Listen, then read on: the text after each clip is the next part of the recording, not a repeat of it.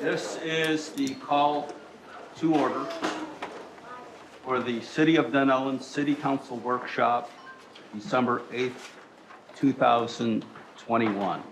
The time is now 5:33. Would you all please rise for the Pledge of Allegiance? I pledge allegiance to the flag of the United States of America and to the republic for which it stands, one nation, under God, indivisible, with liberty and justice for all. You all remain standing. Pastor Tom, are you in the audience? Yes, can you come on up and give us some kind words? Kind of like the party of the Red Sea there. This one on? Let us pray. Father God, we thank you for your Son Jesus, who reminds us through the Word that he is the way, the truth, the life, and the resurrection. Father, in Jesus' name, we pray your blessing over this meeting this evening. We pray, Lord, in Jesus' name, that you bless this council with knowledge, wisdom, and discernment in regards to things of the city and the surrounding communities. And we thank you, Lord, for all the things that you are doing here, seen and unseen. And for all of us who are here today, Lord, let us remember in your word that we're called to be quick to listen, slow to speak, and slow to anger. We pray for your wisdom, knowledge, and discernment as well, Lord. In Jesus' name, amen. Please be seated.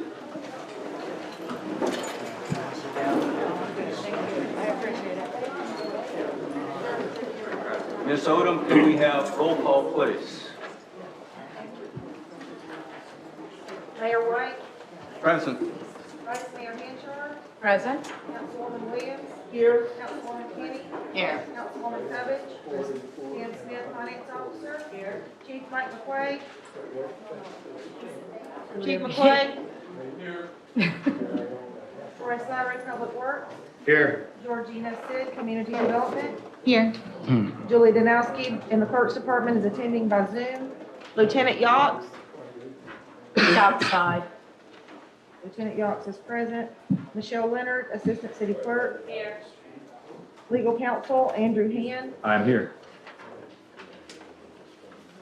The agenda for this meeting was posted on the city's website and City Hall bulletin board on Wednesday, December 1st, 2021. Very good. The City of Dunnellon welcomes everyone for coming tonight. It is a real pleasure to see everyone. Before we get started into our business, Ms. Odom, do we have a photo of Paul Marafino that we can put up on the screen? Since our last council meeting, one of our beloved leaders of the community, Paul Marafino, has passed. Paul has been instrumental over the last 15 years or more in many of the environmental improvements throughout the city. He has been instrumental in creating the duck boxes for our ducks. He has been instrumental. He was one of the 3 people that really gets the credit for creating Blue Run Park. He, Paul, along with Bill Bivert and Jim Couliard. Jim, are you in the audience? Yes. These 3 I always hear were the instrumental trinity that put together our Blue Run Park, which is one of the gemstones of Dunnellon. Paul also has worked nonstop on trying to create a listing for the 9 Island Cove property where it could become a bookend park on the Withlacoochee River. Even though Paul was in poor health, he continued to work on these projects. And actually, within the last couple weeks of his life, he put together a meeting with Swift Mud, with members of the council and other individuals to tour 9 Island Cove, because there had been, we had been told that there were some springs on 9 Island Cove. He put together that. Swift Mud met us out there. They found the springs. They identified the springs. They are springs. And I've been told that they are going to name those springs after Paul. So Paul was big in the RRC, Rainbow River a conservation group whose main goal is to protect the Rainbow River. He is going to be greatly missed, and we appreciate everything he has done. Let's give Paul a hand. Huh?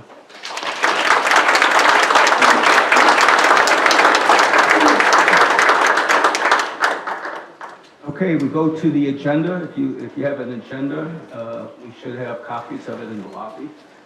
If you don't have it, you can put the agenda back on the screen. Okay. The first part of the agenda is public comment. We do realize that there are a lot of people here that are wanting to make public comment on the Turnpike. Dunnellon is very pleased to allow the public, or one of the first times, to address a governmental body where you can actually tell us what you think, what you feel. We're very anxious to hear what you have to say. What we hear from you and the interaction we have from you will go a long way in the council of Dunnellon, and you're looking at the five of us, writing a letter to the state representing how we feel about the Turnpike. Please let it be known that this council strongly opposed the Sun Coast Connector project that was turned down and put away. And we will address this again. We really want to hear what you have to say. But what I'm going to do to try to get control of this is, before we get to the public comments on the toll road concept, I would like first to allow anybody that wants to speak about something other than that to speak first. I guess I don't have to explain why. I guess pretty much. And then we're going to have our guest, Mr.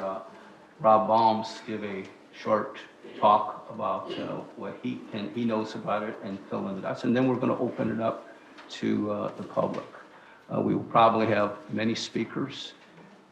We do have a 3-minute time limit, and I will have to enforce that with probably the number of people that want to speak. We also have business on this agenda. For the city, we still have city business to do. So we will give this the time it needs. So couple more questions I have. It's just a curiosity. How many people in the audience are from within the city limits of Dunnellon? Okay. How many are from Marion County but outside the city? Okay. How many people are from Citrus County? Okay. Is there anyone from Levy or Alachua County? Okay, very good. That's good. So at this time, hopefully you have signed up. Those that have signed up will go in the order that you have signed up. If you haven't signed up, we have a sheet in the back there. All right.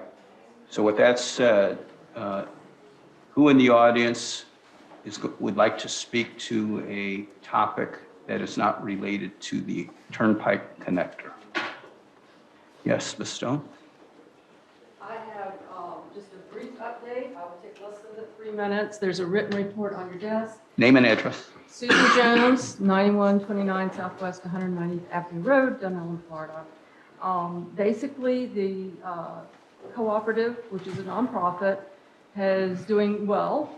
We had a pop-up show a couple of weeks ago, and which was extremely well attended on a Sunday, which surprised me. But we are going to do more of those in an effort to make sure that we encourage people to come to Dunnellon who might not otherwise be here. We do have some facility issues. Troy is aware of them. I want to compliment he and others who arranged for us to have temporary classroom space. Our classes are very popular, but we had a failure in the electrical system, which continues, but I understand will be resolved this week. We've been a month without HVAC, and thank goodness the weather has been lovely, because otherwise that would have been a real critical problem. I understand that getting the parts was a big issue, and that's affected many businesses. We have extended our hours. We're normally open from Tuesday to Saturday, 10 to 4, but for all of December, we are going to, or at least through the 19th, we'll be open Sundays from 1 to 4 and Wednesday evenings until 6 p.m. in addition to our regular hours. We have 8 adult classes this month. We have Wednesday classes for children, and we encourage everyone to come do their Christmas shopping with us. Are there any questions? Thank you. Or you put that on speed dial. Huh? There's a lot of people who want to talk about other things. Who else in the audience? Yes, Julianne.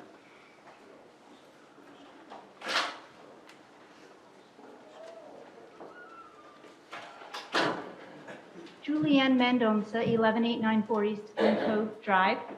I just wanted to acknowledge the success of the Christmas parade in town. I think that it was well attended and enjoyed. I would suggest that next year in the planning of the parade that we plan for the cleanup. I think that the trash created by the parade, in addition to all of the other trash already in the community, became overwhelming. So probably, there's 2 volunteers who go out there, probably picked up about 10 pounds of trash today. And so we hope you notice it's a little cleaner, and we hope that there's a plan next year for, someone on the parade to come back through the route to pick up all the candy and church flyers so that we can be proud of a clean community. Thank you. Thank you very much. Thank you. Anyone else? Yes, Art.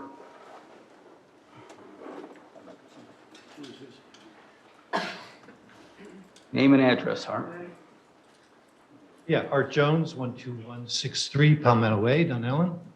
I just wanted to, I think the mayor already knows, but I just wanted to inform the council that there's a legislative delegation Friday from 1 to 4 down in Inverness.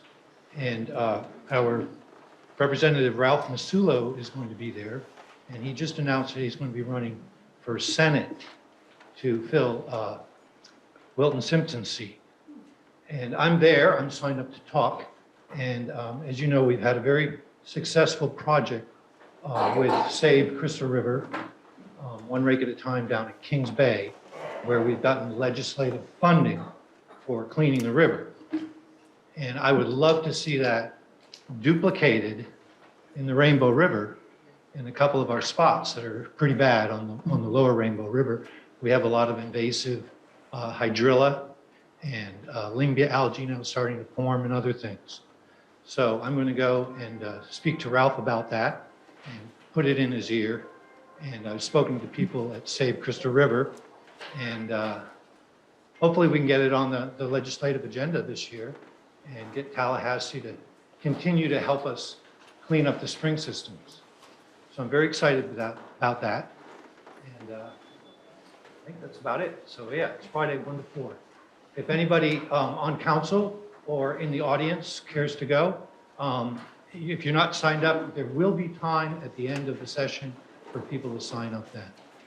There's time. It's 1 to 4, Inverness Courthouse. Thank you. Very good. Thank you. Thank you, Art. It'd be very interesting to hear what Representative Masulu, who represents Citrus County and has the Turnpike routes scheduled down there. It'd be interesting to hear what he has to say.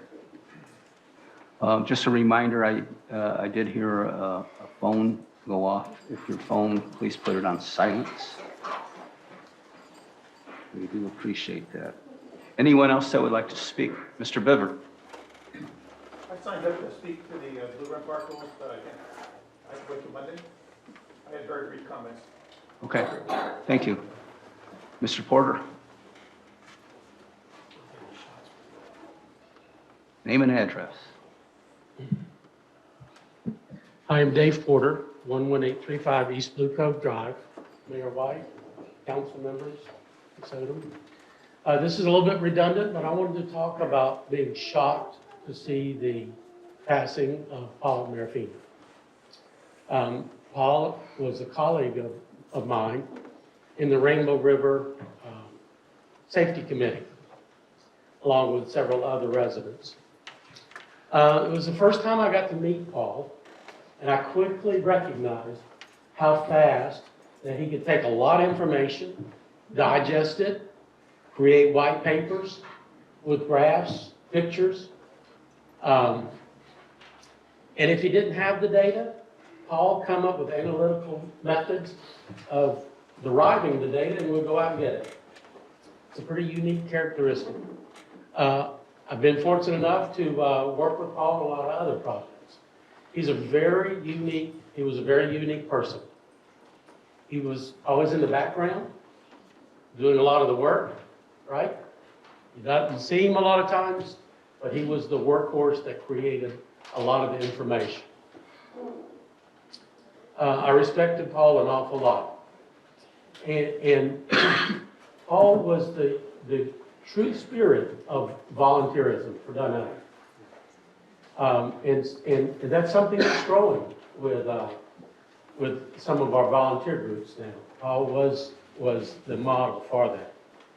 He worked long and hard on Blue Run Park. Not just to get it going, but to keep it going, and to keep working on the river, and to keep the park for its meant purpose. So for that reason, I respectfully request that the council consider putting a monument for Paul Marafino at Blue Run Park. So that's just a request, but certainly he is the model of volunteering and making things happen. And as you said, Mayor, Blue Run Park, the Rainbow River are the gemstones of our community. And Paul Marafino and others, but specifically Paul, had a lot to do with it. Thank you. Thank you very much. Appreciate that. Very touching. Anyone else? Yes, way in the back.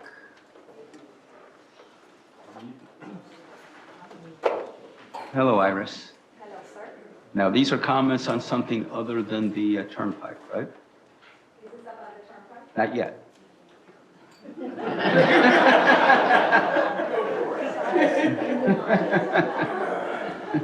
Mr. Mills, hand raised. Yes, next.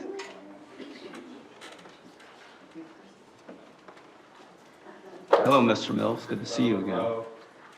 Good afternoon. Hi, Mr. Mills. I came in to thank the council and mayor for considering my request on lane problem. And I'm hoping for you guys to consider it. Okay, thank you very much. This will come up later today, yeah, okay. Very good. Is that your son here, Mr. Mills? Yes, it is. Then, look, hi, how are you? Good to meet you. Ernie Mills, we have one of our parks named after that man right there. There he is, right there. Okay, anyone else that would like to speak something outside of the Turnpike? Yes, David.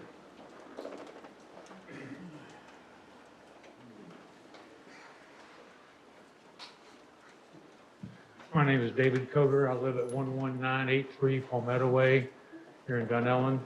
Same subject. I'm back on the southwest corner of the Rainbow River Bridge over bridge over 484. And it's my understanding that FWC is currently finalizing some new regulations for protection of waterways, especially if they're being degraded by too much traffic, whether it be boat traffic, human traffic, or whatever.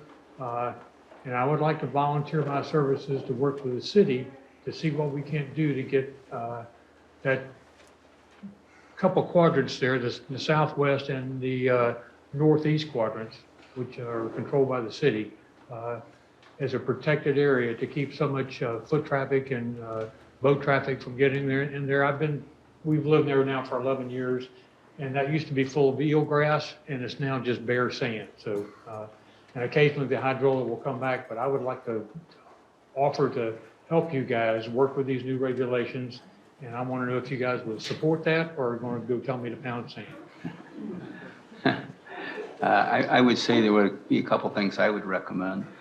First, get with Mandy and run that idea by, and let's see if we can get some traction on it. I would also get a hold of RRC, who certainly would be very sensitive to that. and you have a built-in group that is all about protecting the Rainbow River. So that would be also a good thing to do. Thank you. Okay. Anyone else? Going once, going twice. Okay, please note, Ms. Odom, that everybody has had an opportunity to speak. Is there anything on Zoom, anyone on Zoom that would like to speak outside of the Turnpike? I do not have any hands raised. Okay, we are now going to agenda item 2. Don't panic. We are coming back to number 1.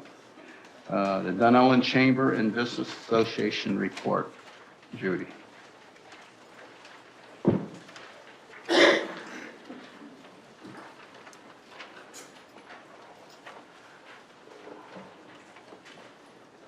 Hey, my name is Judy Terwilliger. I'm the Executive Director of the Dunnellon Chamber, and I have some updates for you. We have some new members. We have Branch of Hope, Race for Today Massage Therapy, J&C Pressure Washing, and Workout Anytime Dunnellon. And I'd like to give a little Christmas parade update. The parade was a really great success. We had 27 floats with 436 participants. So it was quite large. And there were also many spectators, I'm guessing probably in the thousands from what I saw. And it was also, we have to thank Alice TV and Satellite because they live streamed it on YouTube for us as well. So that was great. We also had the first Saturday market that same morning. And that was also very successful. We had 27 vendors, and the feedback that we got from both the vendors and the shoppers was excellent. People seemed to be really happy about having it in the park. It was convenient, there's a lot of parking, and there were a lot of children playing on the swings and in the basketball court, which was nice. We did also take a survey about the Turnpike from our members, and most of the responses were that they would like to keep it rural. So that's where we stand on that. We do have some upcoming events as well. December 11th, of course, is the Santa in the Park at Ernie Mills from 4 to 7. December 12th, the Women's Club of Dunnellon has a Christmas brunch from 11 to 2. December 15th is a ribbon cutting at All Florida Home and Title at noon. December 15th is our third business after hours, and that's going to be held at Ocala I at 5:30. December 16th, the City of Dunnellon is a tree lighting at City Hall from 5:30 to 6. And then that same day at 6:30, the Greater Dunnellon Historical Society is going to host their holiday party and cookie exchange, starting at 6:30 at the train depot. On December 2nd, some of you may have already seen it, we had a painting party at the Chamber, and it looks fantastic. And we'd like to thank our volunteers from the DCBA, Home Depot, Habitat for Humanity, Public Works, Troy especially for cooking for us, we appreciate it. The Dunnellon Police Department, off-duty officers who came in to help. Steve Tallman from Nature Coast Web Design. Ron Hippner from Kagan Water. Danielle Stevens of Stevens Labs, and Michelle Wooten from Brandon Bank. So we had about 30 people, and it went very quickly, and it looks fantastic. So thank you all for helping. Our next dinner mixer will be sometime in February, and the date and the venue are to be announced. Our next chamber board meeting will be December 14th at 6. There will not be a first Saturday market in January because it falls on January 1st. And the next first Saturday market in the park will be February 5th from 8 to 2. That's all we have. Excellent work, and it does. That building looks fantastic. Thank you. I'm jealous you got the cooking of Troy. That's good stuff. It was good. Okay, thank you very much, Judy. Appreciate that. Go to agenda item number 3, board reports. Usually we sometimes get a report from our planning commission chair, Mr. Yarman.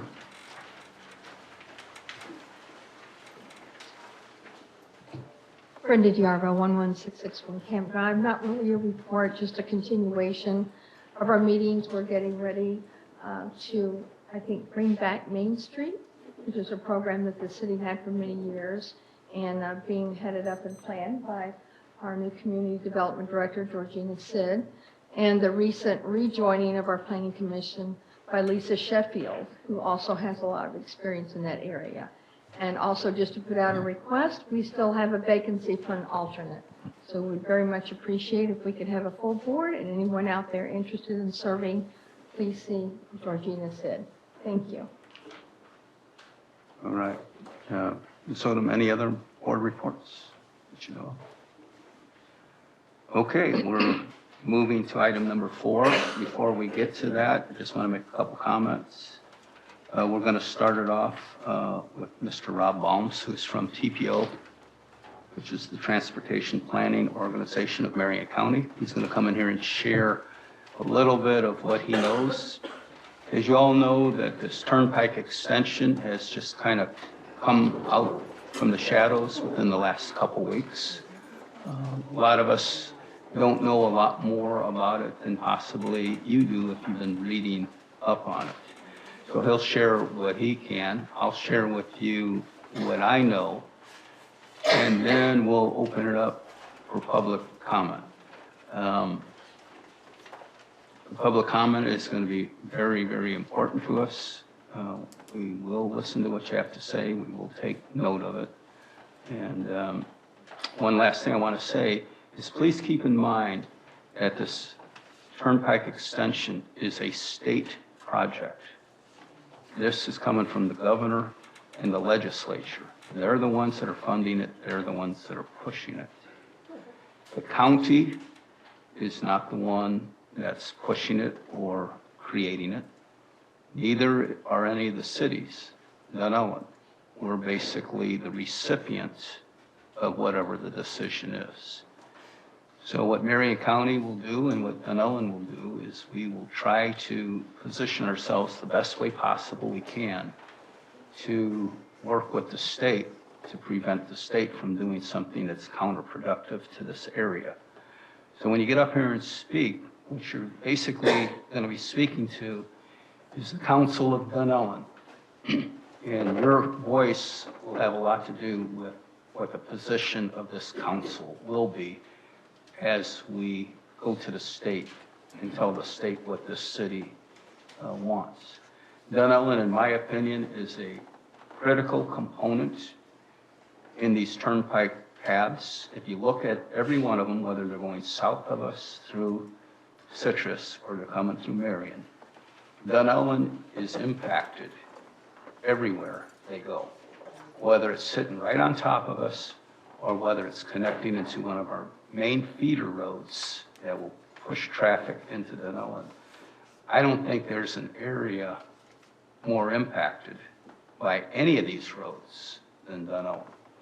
Dunnellon, as you've heard, is an ecologically sensitive area with the Rainbow River and Springs, the Wapakoochee River, Lake Rousseau. We have the Gothi Forest. This is a nature vacation land.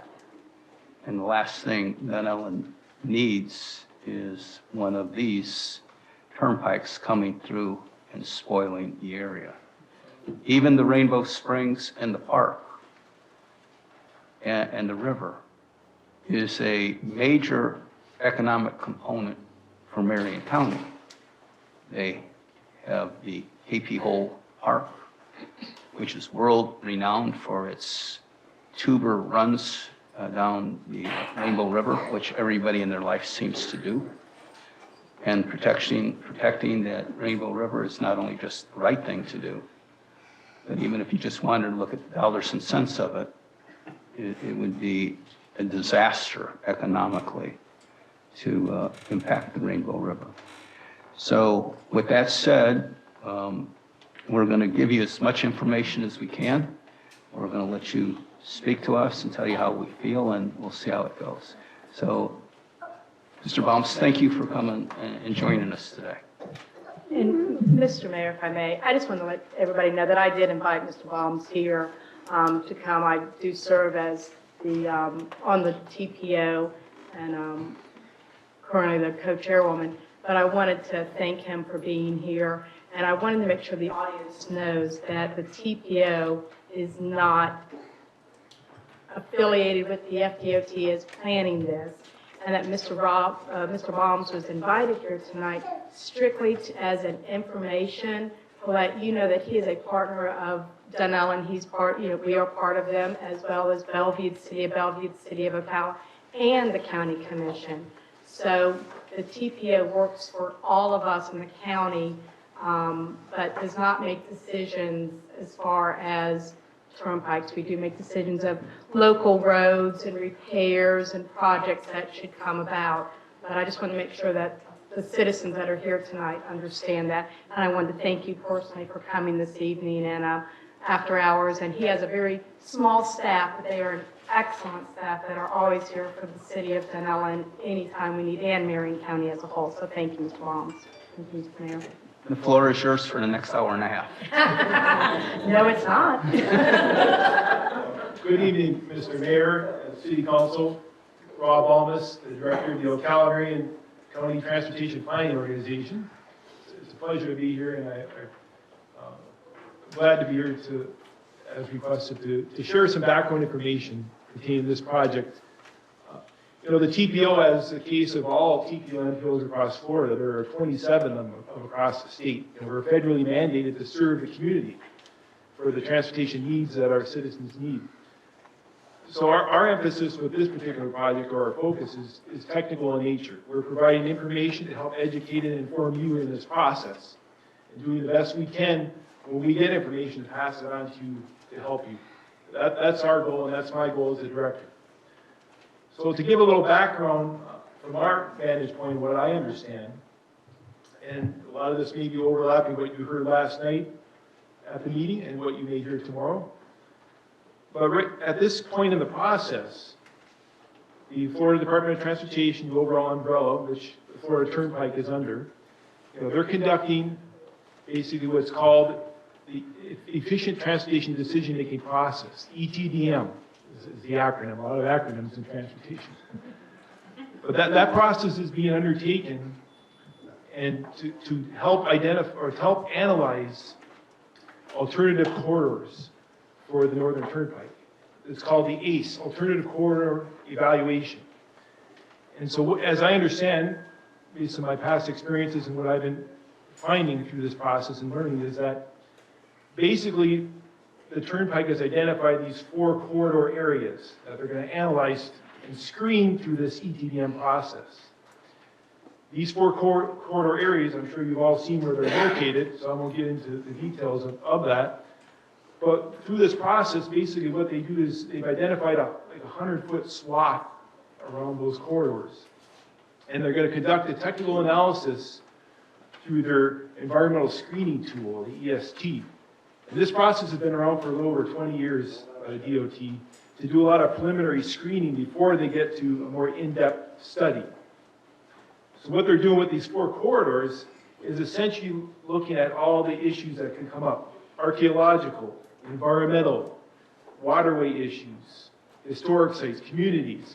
And that tool is going to produce results that will allow them to see where all the issues are along the whole corridor.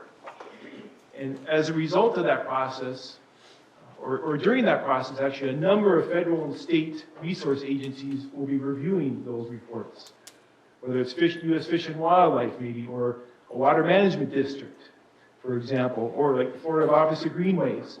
A number of those agencies will be reviewing those results and offering their input and feedback, first, if that's accurate or not, and then ensuring that the process is completed in an accurate manner. And then what will result from all that, as they explained last night, and how they explained in this process, is they ultimately are going to identify one of those corridors that they want to advance to the next phase, which is the project development and environment, the PD&E study. And that will be much more in-depth, where they'll take that corridor and perhaps create other alternatives or alignments within it, and including a no-build, which is one of them. And they'll go through that whole analysis then, and that'll be a lot more extensive with public engagement, stakeholder, and partnership, and so forth. So as I explained last night, they're really at the preliminary planning phase right now, where they're going to dive into that screening, technical analysis. And I know they talked about the public engagement piece is very important. I just have a couple words of, I would say, suggestions for you is, one, I would suggest that you invite the Florida Turnpike Enterprise to a future city council meeting, because as I have learned, they are willing to give presentations on a matter of this significance and importance. And I have a contact person I'd be glad to pass on. I shared it Oh, you should- Okay, great. I'm sure they would be glad to entertain that opportunity, because they want to engage the public through this process. A second thing, I encourage everybody to continue to track this project through the public ETDM tool. They have that online tool.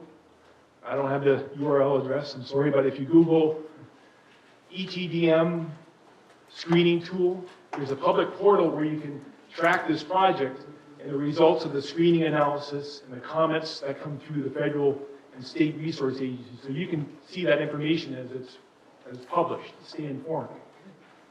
So I would encourage those two things, and of course, attend the meeting tomorrow night, to share your input and feedback, whatever that may be. So I hope that helps to give you kind of a synopsis of where things stand, and from that technical standpoint.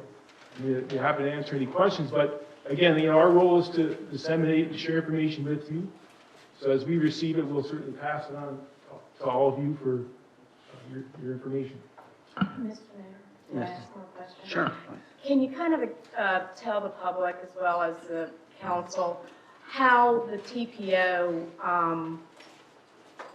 once the project has been looked at, what is the role of the TPO for Marion County? How do we, because the board itself, because I know the last time that we had the MCOR meeting that I was on, for what, a year and a half, the TPO did take the stance of, no, thank you, do not go, do the recommendations of the board of the MCOR meeting, and that was to not go forward with the projects, enhance the roadways and those type of things. So is that the same kind of thing that the TPO will be doing this time as well, as looking at the project and then them taking a vote on it?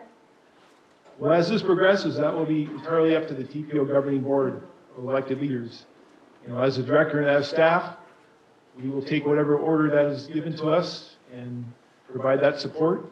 But ultimately, that will need to be a decision by the governing board, whatever position they want to take. Right, and exactly. I didn't mean to imply that it was already a position. And we've taken a position once. How they vote this time is up to them if they vote on it. So I just want to make sure the public knows that's another way to get engagement on this as well, is to let the TPO know what their thoughts are on this as well. It is my understanding that the Marion County Board of Commissioners are going to put this on their agenda for their next month's meeting. Have you heard that to be true? I have. I have not heard that. Yes. The TPO, we are hosted and housed at Marion County, but we are separate organizations with separate governing boards, so.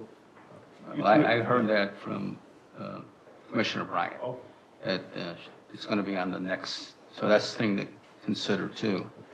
When the Marion County Commissioners meet for their next meeting, that's a big one.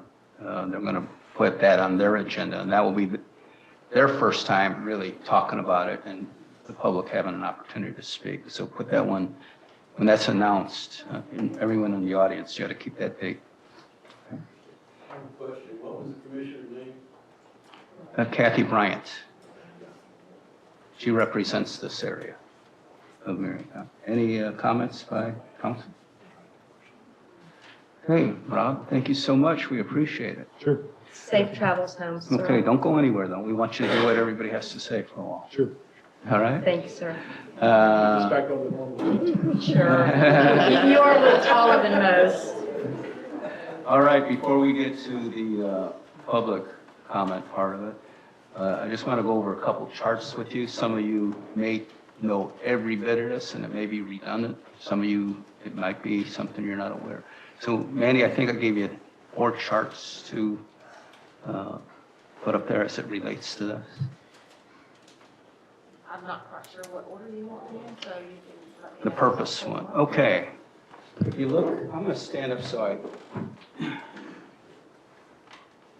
I point the pointer at this one. You guys won't see what I'm pointing at.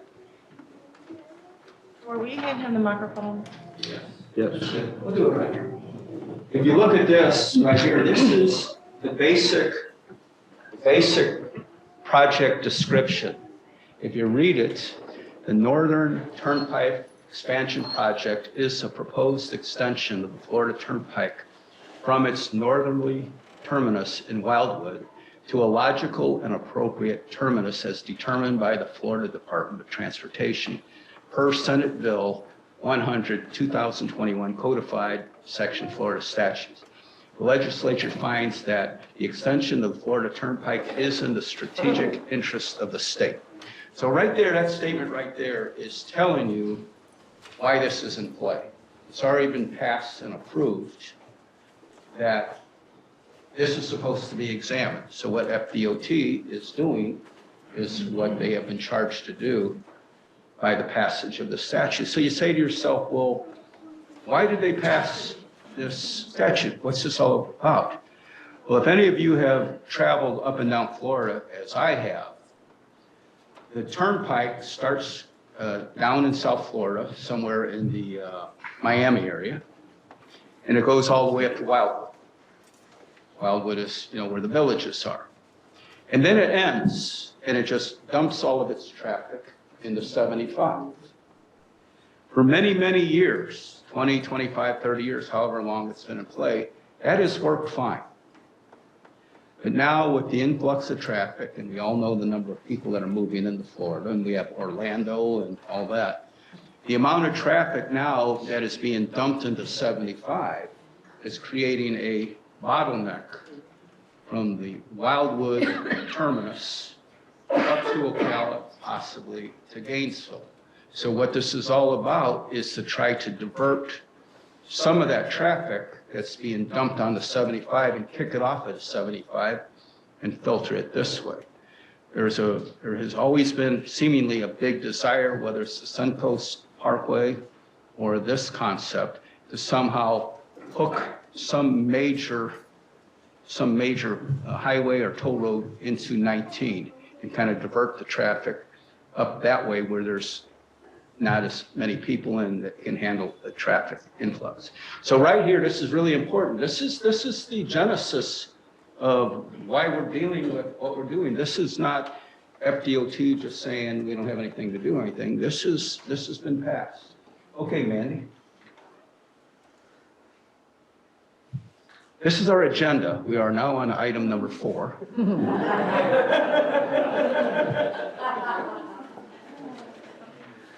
Okay, the north, let's see that map.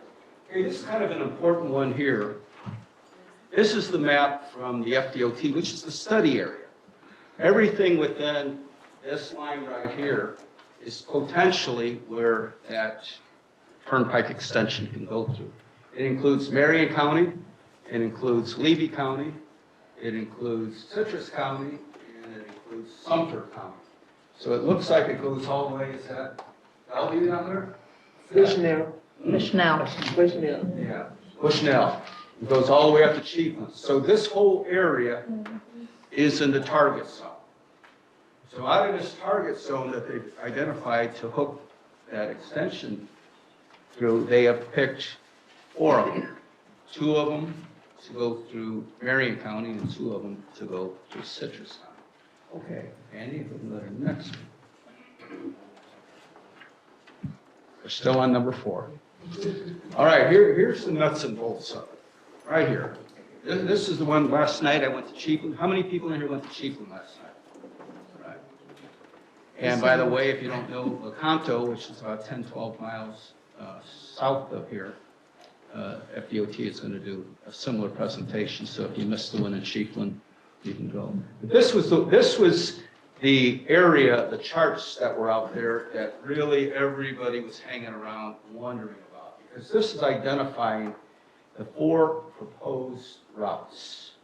And they have them in different colors, the yellow ones, the south one, this sort of stuff.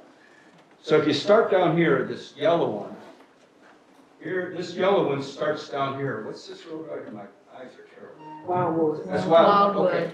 So these Wildwood it hooks this way and it moves up here, and somehow, some way, it's either going to circle back here or it's going to go this way. So that is one of the Citrus County possibilities. The thing about the Turnpike connector is you not only have the Turnpike itself, but a lot of the roads, the main roads like 200, 41, 488, 484, some of these are being considered to be on and off ramps. So you not only have the Turnpike ripping through the area, you have the traffic that's able to get on and get off on these smaller roads. And if you look at this, you'll see these little dots here and there. These dots represent potential off and on ramps, and they're usually connected to a little county road. So you have the second one, this purple one. The reason, as it was explained to me, this purple one is not defined with a nice solid line. This is considered by FDOT as a very ecologically sensitive area. There's a lot of things going on here. You got Crystal River, they've got springs. You have Lake Rousseau. So they haven't really defined exactly where they would want to go with that.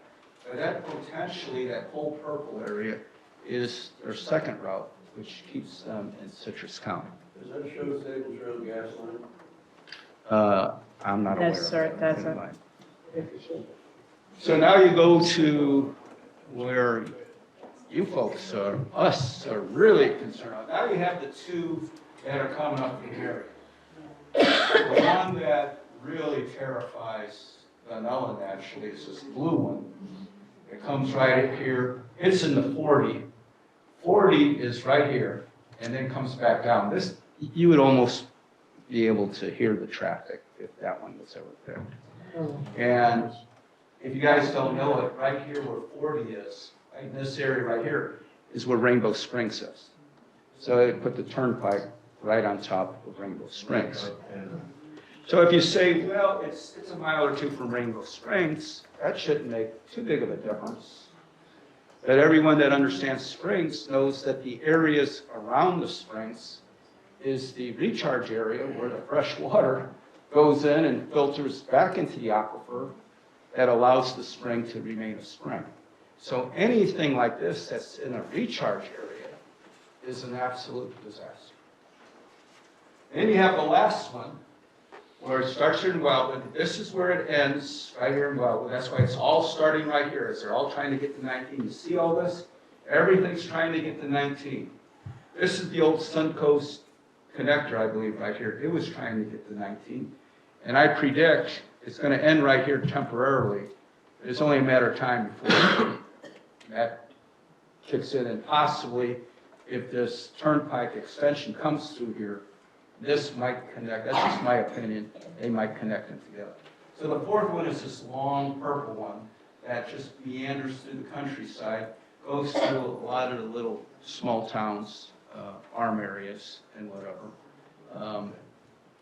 One of the things that some of the leadership in Tallahassee believes that rural areas are somehow underprivileged and somehow want and need roads to come through the rural areas.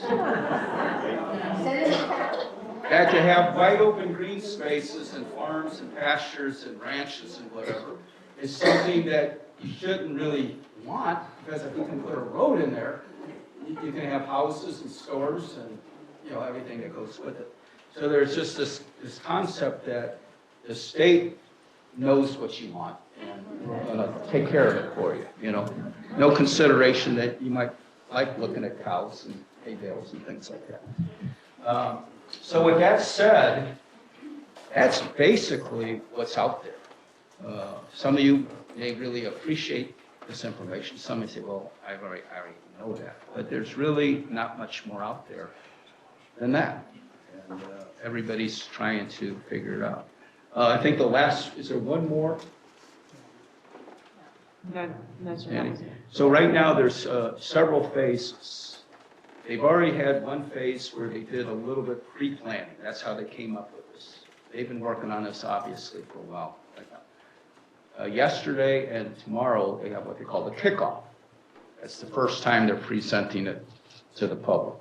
If you guys went up to Cheekland, you noticed there was no presentation, no group interaction. Everybody had to go to these little placards and talk to a representative that was standing next to the placard, who was just telling you something that you had been told to say. The scary thing about it is if you look at the schedule, there isn't a public meeting until halfway through the process. So right now, you're having a public meeting. You're going to have an opportunity to talk and share. The scary thing about this project, it's going to go for a while before everybody has this opportunity to come up and speak. And the one thing I can tell you about legislative processes is if you want to stop something, you have to stop it right at the beginning.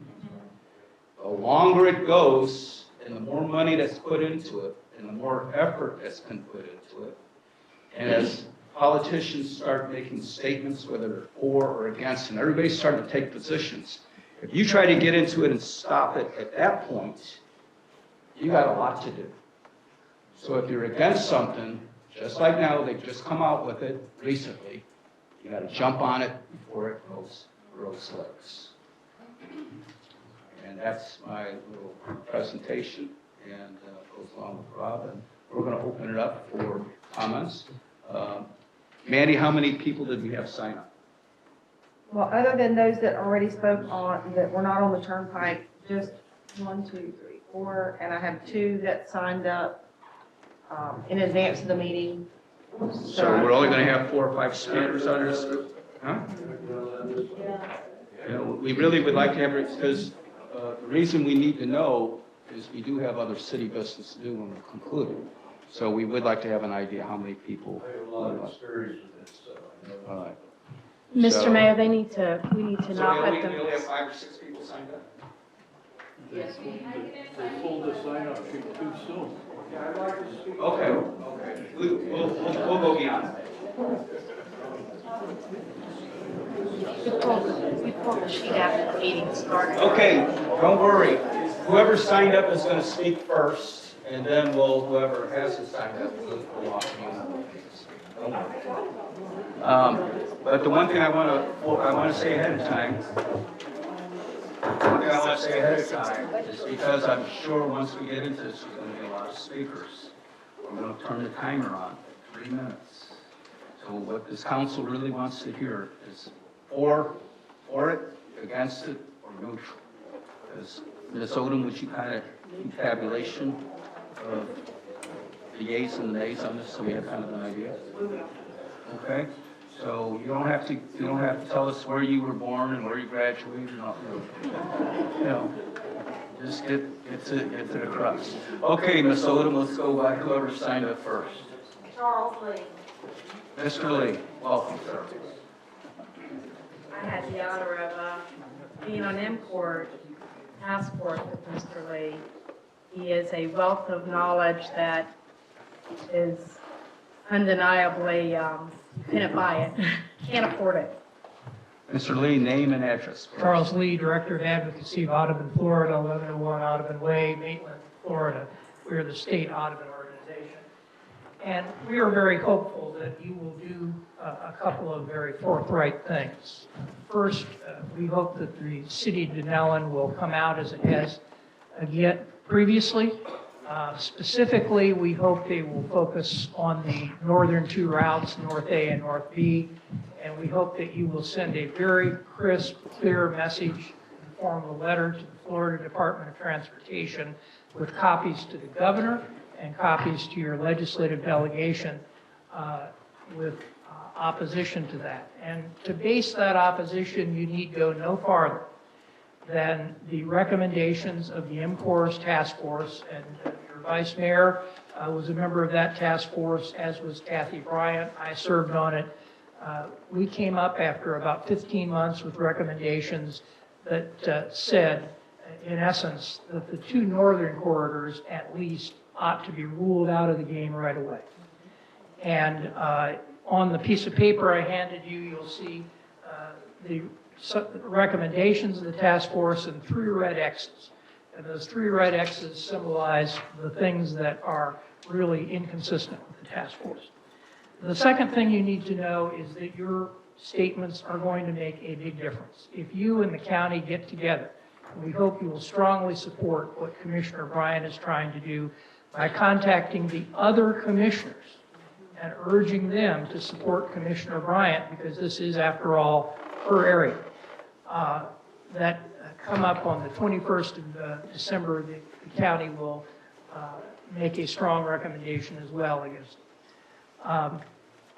And you'll see a newspaper article on this sheet from 1999 when Dunnellon spoke before, along with the counties.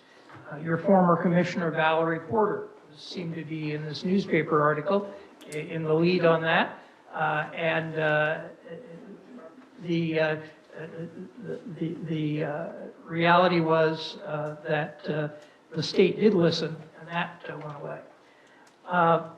I'd like you to turn to the back page of this, because this is a diagram that shows just what's at stake. And you'll see the 2 routes that arc around the north end of Dunnellon. You'll see Dunnellon, the name is circled with a little blue circle at the bottom. And the pink lands through which the yellow lines go are the conservation lands: Halpata, Tanaka, Ross Prairie, the Greenway. This larger purplish blob north of Dunnellon, that is the springs area. That is where all the water that go into the springs come from. Look at the interchanges in the middle. Look at the interchanges in the middle of that purple blob. And imagine the Love's truck stop right there. 30 seconds, please. We hope that you will engage quickly. We hope that you will lobby your county commissioners to do the right thing.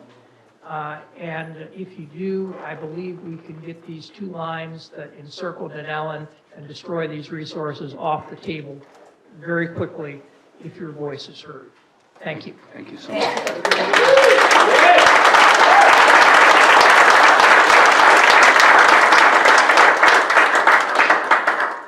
Okay, Ms. Odom? Advisory, Florida? Advisory, Florida? Advisory, Florida. One thing we would ask is, I know it's tempting, but try to refrain from applauding. There may be someone in here who disagrees, and we don't want to intimidate them. So just.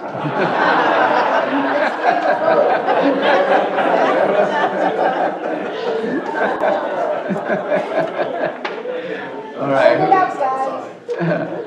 All right, who's next, Manny? Deborah DiRosato? Name and address. Pull that down. Deborah DiRosato, 12831 Southwest 98th Street, Dunnellon. I've been looking at a lot of the maps, and I think there's a lot of anxiety with people in general because, like, I live in Rolling Hills, which is only 5 miles from 200 off of 484. And I haven't seen anything comprehensive that says what subdivisions might be involved, because, you know, the rumors are, oh, they're going to plow through Rolling Hills. And I don't know if they're going to make that possible. I do understand there will be changes as time goes on, but I really think people should know the impact of it. And we already know the impact of the environment because, you know, where I live, there's farms and houses on acres, and we have squirrels and rabbits and things like that, coyotes. So I don't know if they're going to come out with something like that because, you know, people should know. May I address that? Hmm? May I address that? Sure. Just to let you know, you can go on their website and put in your address. However, at this time, no, ma'am, they do not have specifics. Is it going to be your house, my house, the mayor's house, Troy's house? That's not at this time part of there because they don't know where the project might go. So I totally Not agree with even you. any subdivisions? I mean, I don't expect them, to say it's my house, but. Please, when other people are speaking, I know it's hard, but we can hear everything and it is distracting. Sorry, guys. But yes, ma'am, they just don't have that at this time. It's so preliminary that it's just, but you can go online and you can on their website put in your address to see if your neighborhood is anywhere or your home is anywhere in their subject area. Right. Okay, thank you so much. Thank So you. before you leave, are you a yes, no, or I'm still trying to figure it out? Yes. Yes, no what? Are She you, has a no bill. you're a no? No, okay. You're no build sign. No, Okay, I want one of the ones for my, lawn. okay. I think I got it figured out. All right, Mandy, who's next? Bob Jewett. Who is this now? Please, one thing, people are listening in on Zoom, and the background noise will prevent them from hearing. Plus, this is all being recorded. It's all on video, and we're going to also have it transcribed, so please keep the chatter down. Yes, sir, name and address. Yes, my name is Bob Jewett. My address is 11970 Southwest 121st Avenue. I'm up on the Florida Greenways. Against it. Thank you, sir. Okay. Well stated, and we got your point. Okay, Ms. Odom? Mr. Mills, did you sign up to speak on the Turnpike as well? No. Okay. I don't have anyone in Zoom. I just would like to remind those people who are participating by Zoom that if you would like to make a public comment on this agenda item, you will need to raise your hand.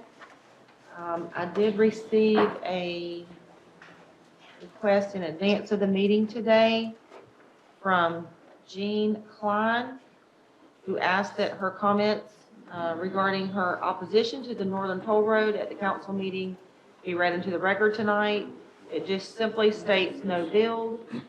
Jean and Phil Klein, 13470 Southwest 80th Street, Dunnellon, 34432. Please, no chatter. I do not have anyone else, sir. Sir, I can still hear your chatter in the blue chart. Okay, no one else has signed up. All right. Is anyone who has not signed up, would you still like to speak? Let's go to this side of the room, whatever that. Oh, Dr. Eno, please.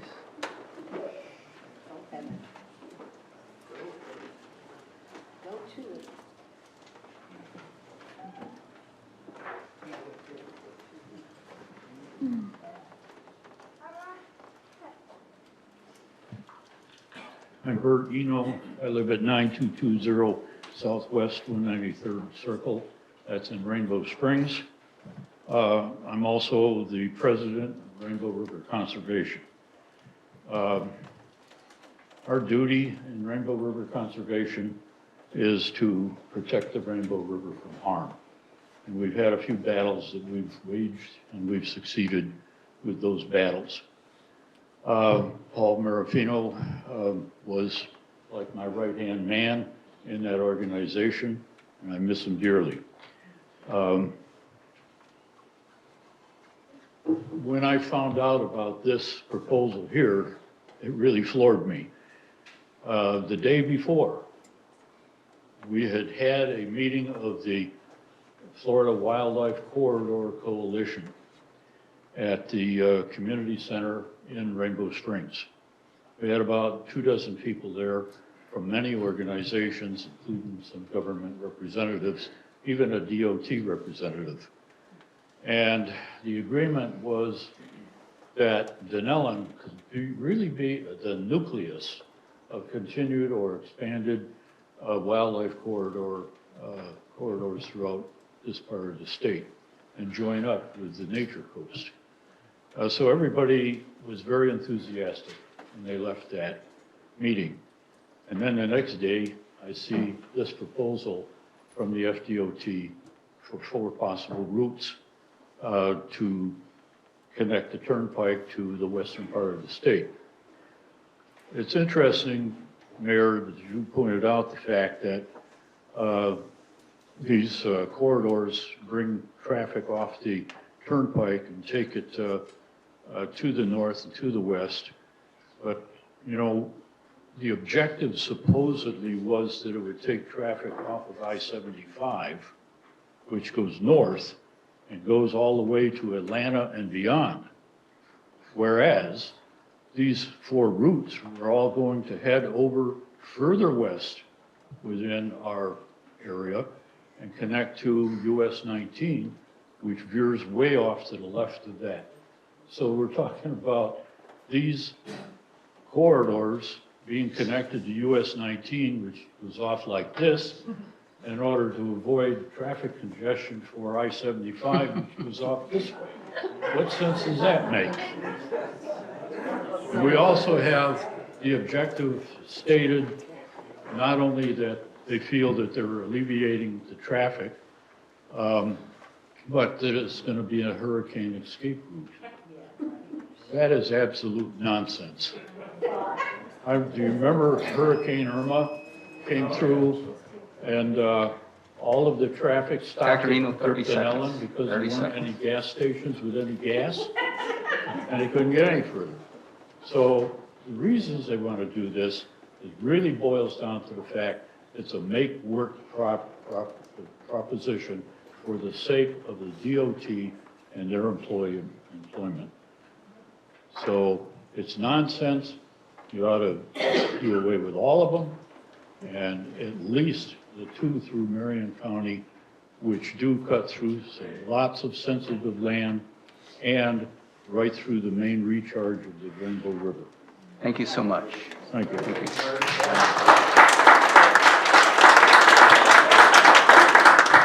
Okay, you with the white hat in the back. I can't see that. Yeah. Name and address, sir. My name is Ed Mann, 14 Northwest 210th Avenue, Dunnellon. Actually, the Romeo section of Dunnellon. I did not come prepared to speak, so if I don't make myself clear, it's not my intention. We moved here 8 years ago from Midtown Manhattan. A lot of my friends thought we were crazy. So 2 o'clock in the morning on 29th Street or between 7th and 8th Avenue, we would hear garbage trucks. We would hear drunks coming out of Madison Square Garden. So now, 2 o'clock in the morning, after a heavy rainstorm, I hear frogs. I hear the cows next to me. Instead of learning where the best place to park, I've learned how to use a tractor, how to repair fences. Last week, I actually caught some gophers. So this is what we're talking about. This is lifestyle. This is life. A lot of people are going to talk about macro issues of environment. This is obviously very personal to us because I finally got the chance to drill down, and that red route goes right through our house. In the mornings, we see the sunset from the front of the house, the sunrise. At night, in the back of the house, we see the incredible Romeo sunsets. One of the reasons we decided to move here.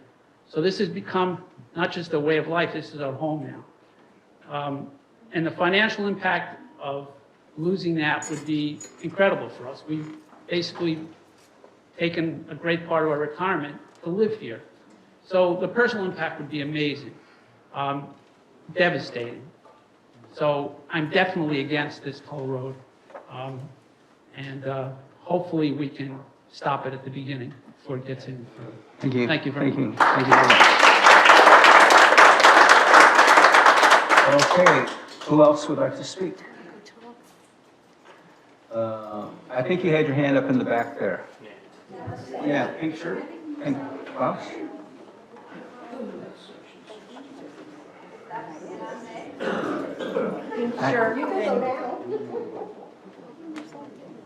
Hi, I'm Sharon Cassan. I live at 5300 Southwest 186 Court. I live in Lake Tropicana in Dunnellon. This is a shock. I just saw this the last couple of weeks. I've been to the BOCC meeting in Ocala yesterday, which I guess now they're going to have another meeting. I'm on the blue line, and I've looked at it, went across, drove up and down the street, could see that they're going to remove most of the north side of 60th and the south side of 57th, which, like you said, with the rural areas, these are large homes on those lots. I mean, these are not little teeny trailers and things like that, which are all mixed in Lake Tropicana. You got a house. I'm definitely against it. I don't know what else to say. Okay, thank you very much. Iris, you've been waiting. Please come on up.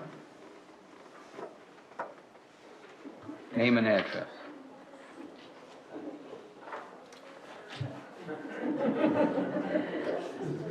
Good evening, everybody. My name is Iris Caro. I live on 1699 Northwest 165th Kurt Road.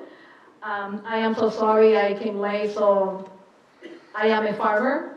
I am from the city of Chicago. I moved here in 2019, escaping the city. Can you imagine the shock when I saw one of these maps that is going to go right through my property? The problem is that my personal business has become all of you personal business. It has become your personal business. Because if I lose my place, because it's for the good of the state, who is the state? I am the state. Everybody that is here is the state. The state is not just some computer. And everybody in Tallahassee is a human being that has to know that they are manipulating and messing up people's livelihood. I see a lot of people here, and especially on my street, there are 60 lots, and most of them are ex-service people, meaning ex-police officers, ex-military, and ex-whatever, but they are living in there. They have served the public. They have gone to other countries to fight for somebody else's land. And here we are pleading to keep our little piece of rural land. My little piece of heaven. My place where I have my horses. My place where I contribute to this county. And I see myself where I cannot even sell my place and see where am I going to move before this toll comes to my place, because nobody's going to buy it. Because they know the toll is going to come. And right now we have in such a dire straits with properties that when you look, I look in the computer every weekend looking for farms. For some friends of mine, there are no farms for sale out there. And you know that I'm not lying to you. Anybody that is in real estate or just for the fun of it, you all know that there is no land out there. If you take our land right now to just build a road because the politicians feel like it, where are you going to place me? Where are you going to put me? There is no farms out there that I could buy. And anything that I can buy, even if you buy my property for market price and give me 3 times the money, there is no land for sale. Where am I going to go? Where are we going to go? That's the main questions. All of you, when you took your oath, and everybody in Tallahassee, you all took an oath, first of all, for the citizens of this state of Florida, Floridians. And I am from Florida now. I live here, and you do, my 30 seconds please. You do owe me. You do owe me, and you owe all of us to save our properties, to save our lands, because honestly, this is not crying wolf. We have nowhere to go. There is no land. And the more that the state takes, the less is for the residents. Thank you. Thank you. The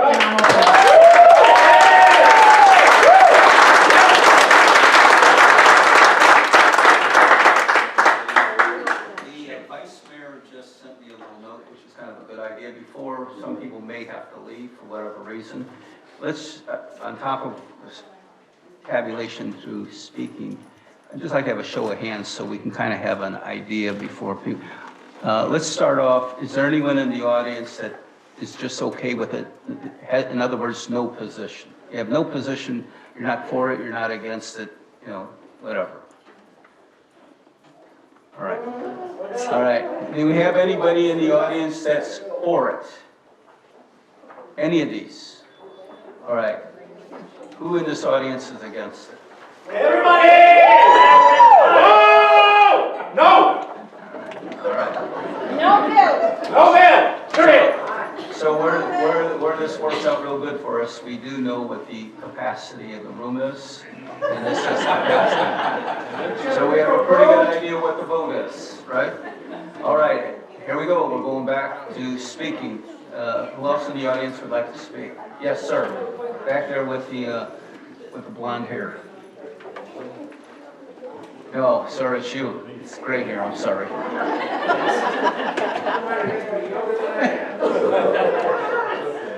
Trying to bribe me. I confused you. Name and address. Hi, my name is Jeffrey Baldanza. I live at 13900 Southwest Highway 484. I'm right at 140th and 484. My house, my neighbor Gloria Edwards' house, and my neighbor Bill's house is right in the bullseye. There is a cloverleaf destined to be there if this thing passes. Will wipe out my house. We moved there specifically because we're on the greenway. We have a gate to go into the greenway with our equine. And this is going to devastate me.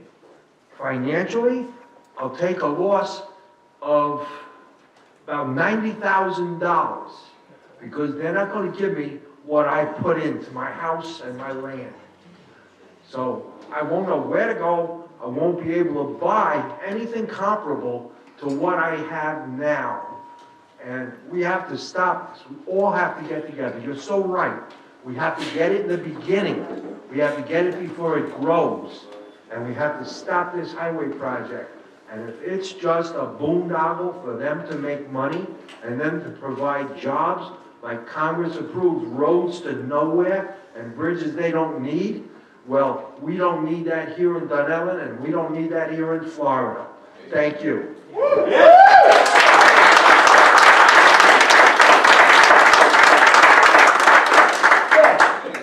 else would like to speak? The gentleman in the very first row with the green shirt. Has he been waiting? Okay. He has. Please. Yes, you have. I'm sorry about that. My name is Thomas Lowry. I live on 17400 Southwest 47th Lane. We're east of Lake Tropicana, about 10 minutes out of town. And the reason most of you don't know me is because I live in the woods. But in those woods, I put out 4 newspapers. I have 2 newspapers in Ocala and 2 in the villages. So I know a lot about this. And I fought it the first time it came, and every time they come back, because they keep coming back. They're a big steamroller, and we're a bunch of ants. They keep coming back, and we've got to figure out how to stop it for good, because they've gone through, they had a corridor through my acreage for years. They just keep coming back. And so the gas line looks at these corridors and says, oh, great, let's put a gas line through it. That's where it's at now, right through 2 or 3 of my parcels. And, you know, you can't resell it. Nobody wants to live there. We're grazing cattle and horses there. And my son, our family, is called the Lowry Farm. And it's our project for our life. And these people keep coming back. The Turnpike went through. They bragged about putting the Turnpike through up and down the state of Florida. I watched that go in. They killed all the cypress heads. No water flow back and forth. The way to do this is enlarge the roads, the right-of-ways that they have. Enlarge I-75.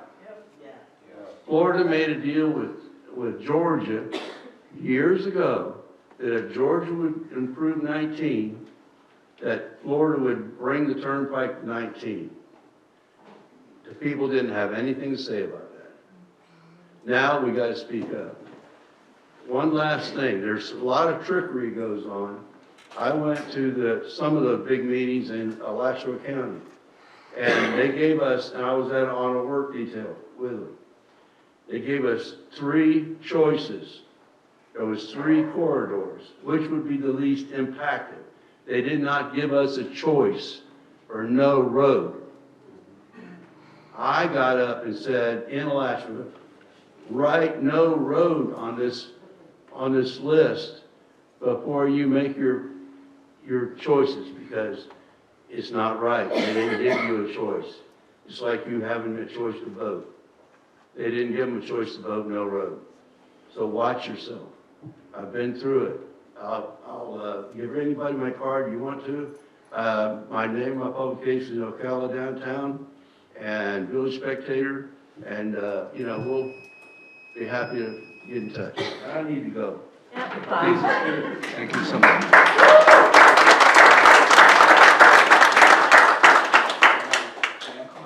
Yes. Name and address.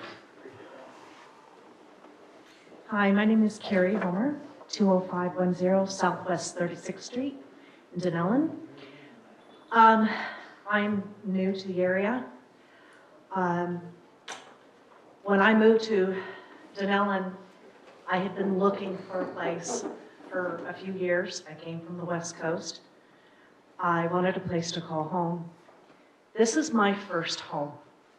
This is my home that I've worked hard my whole life. I've been in the equine industry since I was in my early 20s. I've had other professional capacities, but I knew I wanted to make this home, my final home, the place that my grandchildren can come and visit. I'm right down the street from Romeo Elementary. I have horses and chickens and my dogs and my neighbor Sherry next door, and if I have to leave, like everyone else here, our values are going to be so low, we won't be able to have anything. And Mayor, you probably know because you've been a horseman and a trainer on the track, we don't have a whole lot of retirement, most of us. So what we do now is how we survive. And I just want our politicians to know that we're not a bunch of podunk nobodies who don't know anything. We are people who pay taxes, we've worked hard, and we don't want a city, and we don't want a toll road that's gonna go right past us. If those that think that, oh, this would be great for Dunnellon, it's gonna bring more people. No, it's not. It's just a road that goes out. And like you said, there's people going north on 75, they're not gonna go out to the coast. That makes no sense. Who is putting this that wants it so bad to the coast? We need to find out who prospers from this. Because that's what we need to do, is follow the money. DeSantis' friend. Okay, please, let her speak, please. She's waiting. So I think that widening 75, I think that having the diamonds going around 75, that would actually impact us as citizens here and the citizens of Ocala, making it easier when it's busy time of day to get around our town and get around our city. But I have a well, as most of us do. My water is clean and pure. And I don't want it destroyed because somebody wants to pave everything else around me and ruin it. So that's all I have to say. Okay, thank you And very no, much. no, no.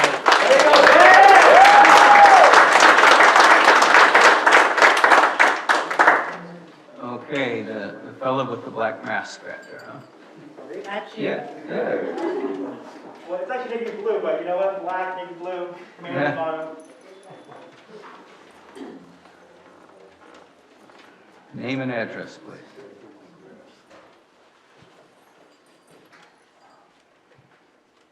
One moment.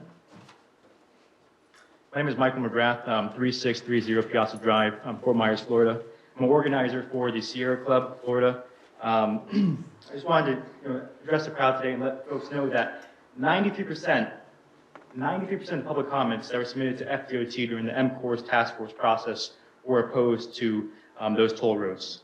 And we found it out because, not because FDOT revealed that to us, but because we went through the painstaking process of submitting public records requests to be able to find out what the public actually thought about these toll roads. And we had an army of volunteers go through and individually count those comments and find out what the sentiment of the public was. And 93% of folks were opposed to this boondoggle.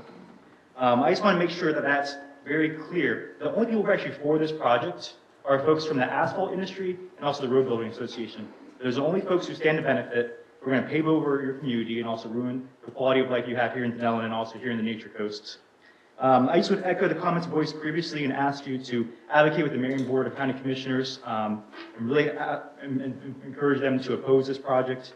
All the proposals here are completely unnecessary and will result in either the displacement or upending of folks within the communities who are in the pathways of these toll roads. I think we need to show solidarity right now with our neighbors who are also in these more southerly routes as well. We don't want to see folks in Citrus County also be upended and also displaced from these projects, which is why we need to pass a no-build resolution from the Dunnellon City Council. I'm encouraging FDOT to explore a no-build option within their project development process as well. I think we can all agree that none of these corridors are necessary. They're all going to be fiscally infeasible. There's just not traffic projections in place to actually finance these roads. They're not going to pay for themselves and being something that's going to lose money for the Department of Transportation as well.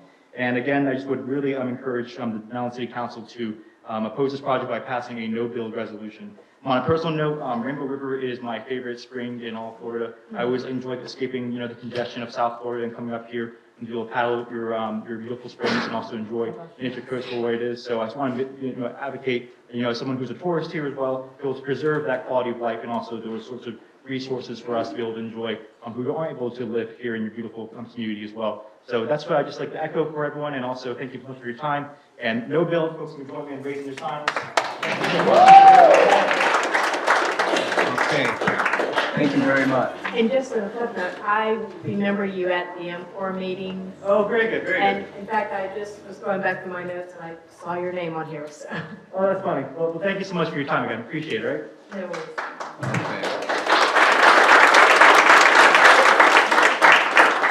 Okay, who else? Straight in the back, sir. Black shirt on, jacket.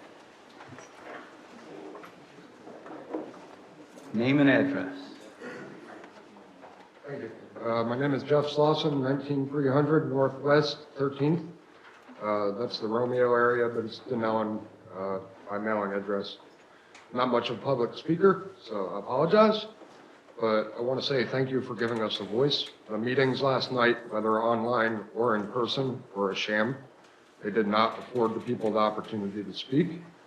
And I'm afraid that the entire project is going to continue that way. So the fact that the city council is willing to give us a voice is massive.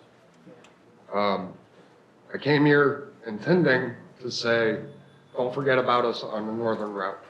But it seems everybody's pretty solid in solidarity that no build is the right option. I'm a country boy through and through. That's why none of you know me. Pretty private. I keep to myself. I help people when they need help. And that's what I would expect from my government. The standard of eminent domain is for the public benefit. We are the public. In the meetings last night, instead of saying that they were doing this for the public benefit, they said it was for the strategic interest of the state. Vote it out. I have a massive problem with that. So, no build. Thank you.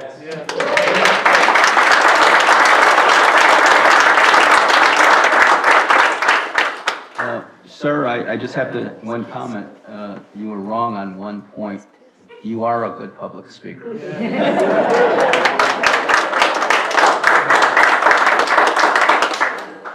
Who else would like to speak? Yes, I see a hand right there. Yes, there it is, yeah. Okay. There we go. Come on up here, sir.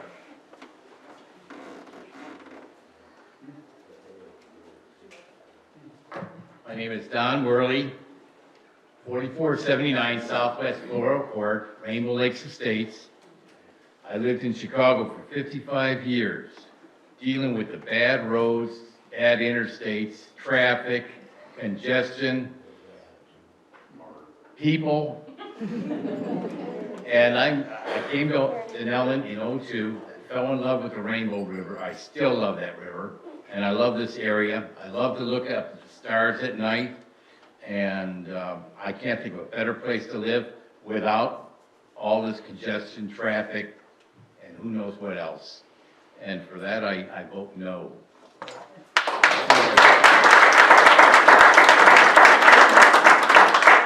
Okay, next. Yes, sir.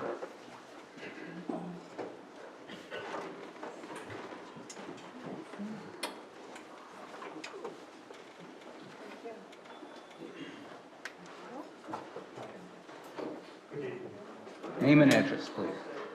My name is Darrell Hinman. I live at 18084 Southwest 27th Street, Lake Tropicana Rangettes. The real problem with this is they're going to build something. And I originally thought this was something to go towards Jacksonville. Why don't they enlarge US 27, which is already there, and widen 75? That would at least make sense. But they're going to build something to please somebody else. And it's not contractors. Contractors are going to build something. It's either widen 75, widen 27, or this horse shit. I think going with the idea of no build is not going to work, but build where it makes the most sense. Because they're going to do it. It's plain and simple. Unless we can appeal to Ron DeSantis, which I think he's approachable, and he's a good man. Thank you. Y'all have a blessed evening. All right, thank you, sir. Who else would like to speak? Yes, way in the back there.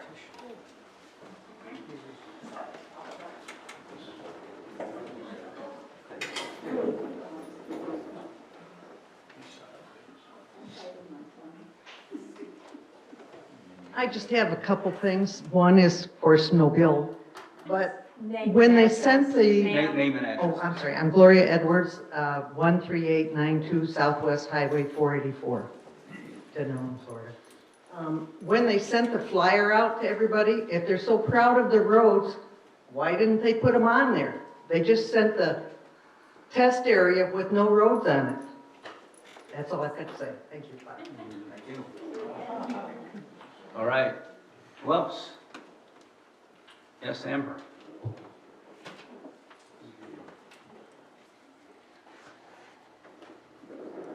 Name and address, please.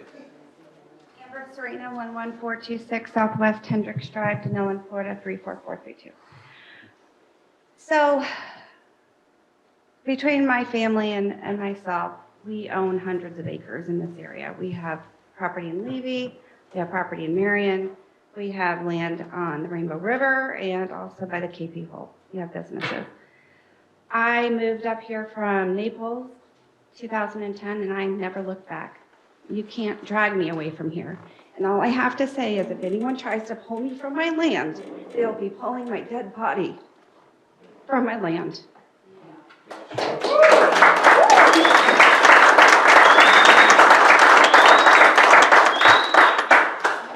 Thank you. Who else would like to speak? Way in the back. You just finally got through the door.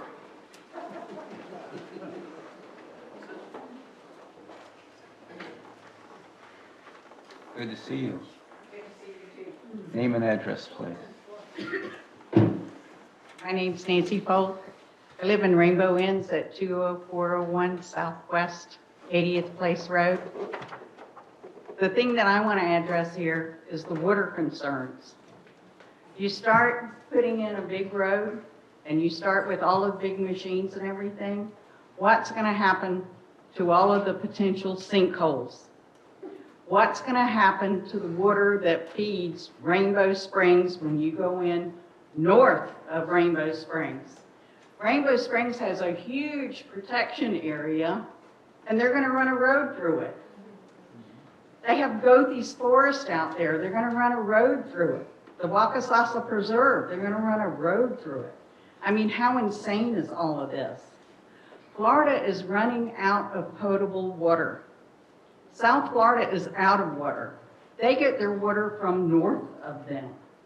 The Keys have never had their own water. Tampa has a huge desal plant. Jacksonville is talking about building a desal plant, and they're talking about reusing sewage water to make it into drinking water. There are wells drying up everywhere. So the last thing in the world we need is a road that's going to go up through this big area and wipe out more water. Because if you build a road, they're going to put in housing developments. And the more housing developments you have, the more water they're going to suck out of the aquifer. And South Florida, south of Orlando, is going to be even in more trouble. I say no. Thank you. Thank you. Okay, who else? Who else would like to speak? Yes, sir.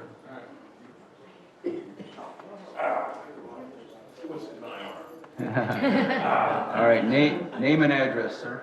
Kurt Reed, 10661 Southwest 188th Avenue, Dunnellon, Florida. I am the Vice President of Rio Vista Homeowners Association. You have been to Olive Park.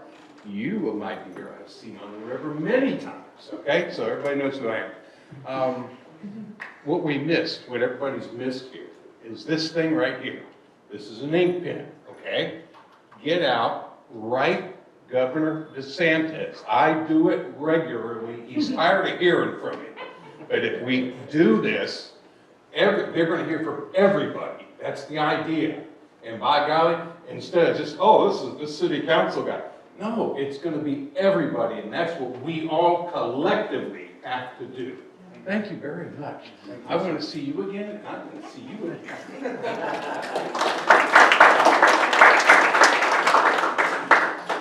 Okay, who else would like to speak? Yes, ma'am. I just wanted to add something really. We have to be on You record. can come on up, you have to give the name and address, we have to have you, there's people listening on Zoom. My name is Anna Barber, and I live in Rainbow Lakes at 19560 Southwest Eagle Drive.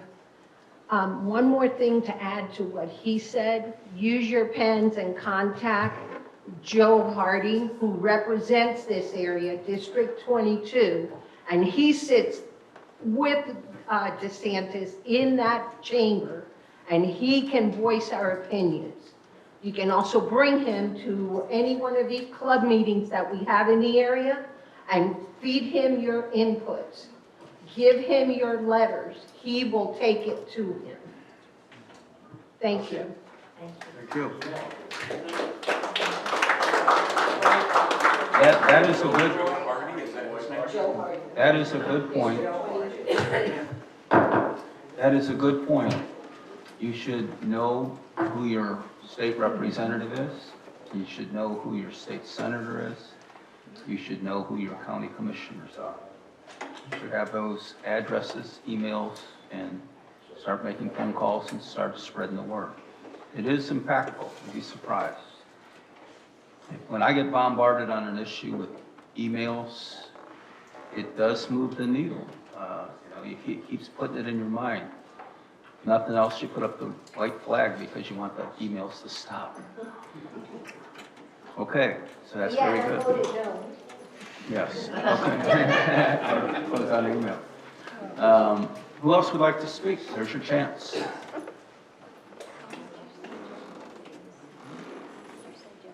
Okay, anyone else would like to speak on the subject? Oh, one last person, okay. You have to, sir, you've already spoken, I'm sorry. Yes, ma'am, would you like to speak?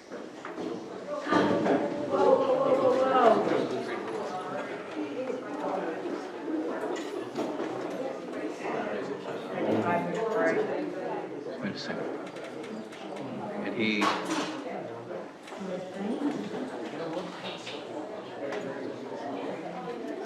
That lost your tree.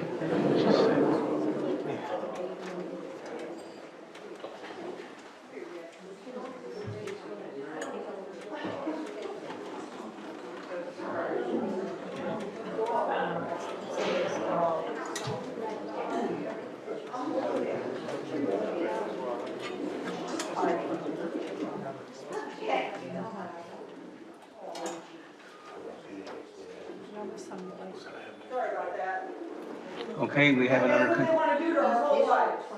Have it under control. Okay, it is now 7:10, so we're going to give this about another 10, 15 minutes, and then we have to go to city business, so, yes, ma'am, name and address. Hi, my name's Cheryl Brown. I live on 12050 Southeast 103rd Lane. Dunnellon's my address, but I'm actually in Levy County. I abut in Rainbow Lakes Estates. I've been fighting the Suncoast Parkway was talking about going through the Goku Forest. And I have horses and I drive and have been here since the 70s. I'm a native of Florida. The aquifer, as you said, is what we all need to be most concerned about. It is in the Goku Forest, is where the watersheds are. The endangered species, we have eagles, we have an endangered woodpecker that lives out there. It's just environmental, the impact is terrible beyond what it's going to do to all of us as citizens in our homes, our property. I know it's coming right behind my house, the red one. I don't want to listen to the freeway go through, and I don't know who's driven up 41 lately up towards Newberry, but the building up there is absolutely insane with the homes that are being built. Yes, it is going to bring homes here. It is going to explode. Who's gone down the Turnpike this way and seen where they have filled in the wetlands that they said they would never damage. Nobody will ever live there. I've been here my whole life, so I remember what they said. We all just not need to think about ourselves. We need to think about everyone. We need to go for all of us. All of our officials need to work together in all counties that are impacted with this, because if one county says, I don't want it, all counties say, I don't want it, somebody's going to hopefully listen. Again, I don't want to lose my home. I know other people don't. Nobody wants to lose their home. Steeplechase, they're talking about going straight through it. It is a horse community that they're going to block half the people off completely from the Goku Forest. This is a big no. This is not needed, for one thing, and there are certainly other ways if they have to do it. I mean, what about 44 from Wildwood straight across? It's the tiniest space.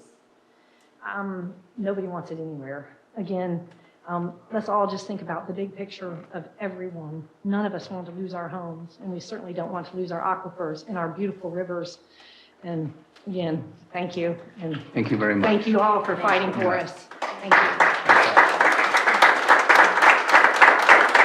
Now, when we get finished with public comment, which I think we're getting close, council then, you ought to stick around a little bit, council then will have a short discussion among ourselves what we want to do with this. What kind of resolution we want to come up with. You will hear a statement from every council member where they're at on this and what we propose to do. Okay, is there anyone else in the audience that would like to speak? Yes, ma'am, please.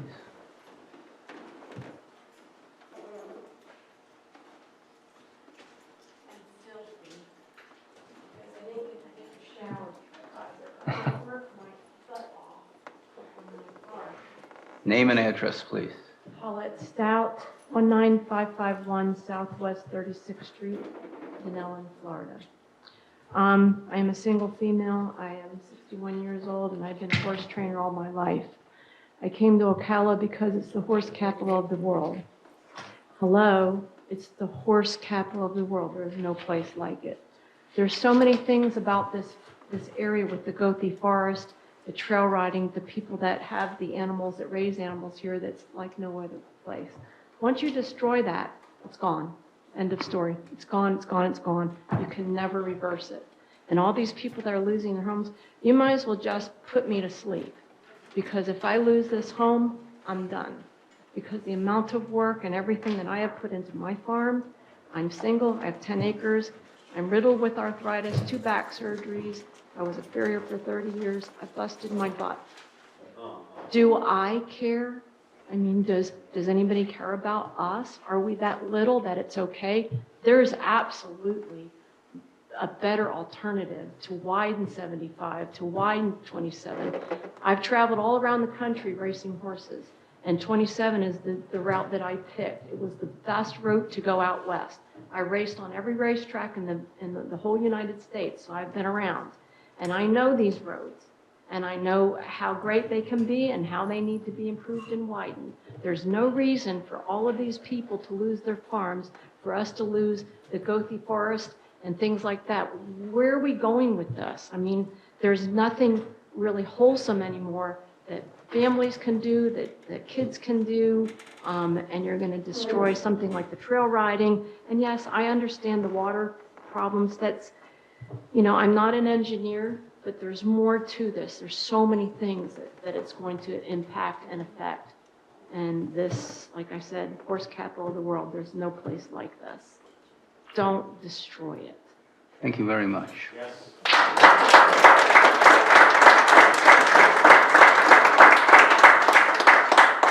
Would anyone else like to comment?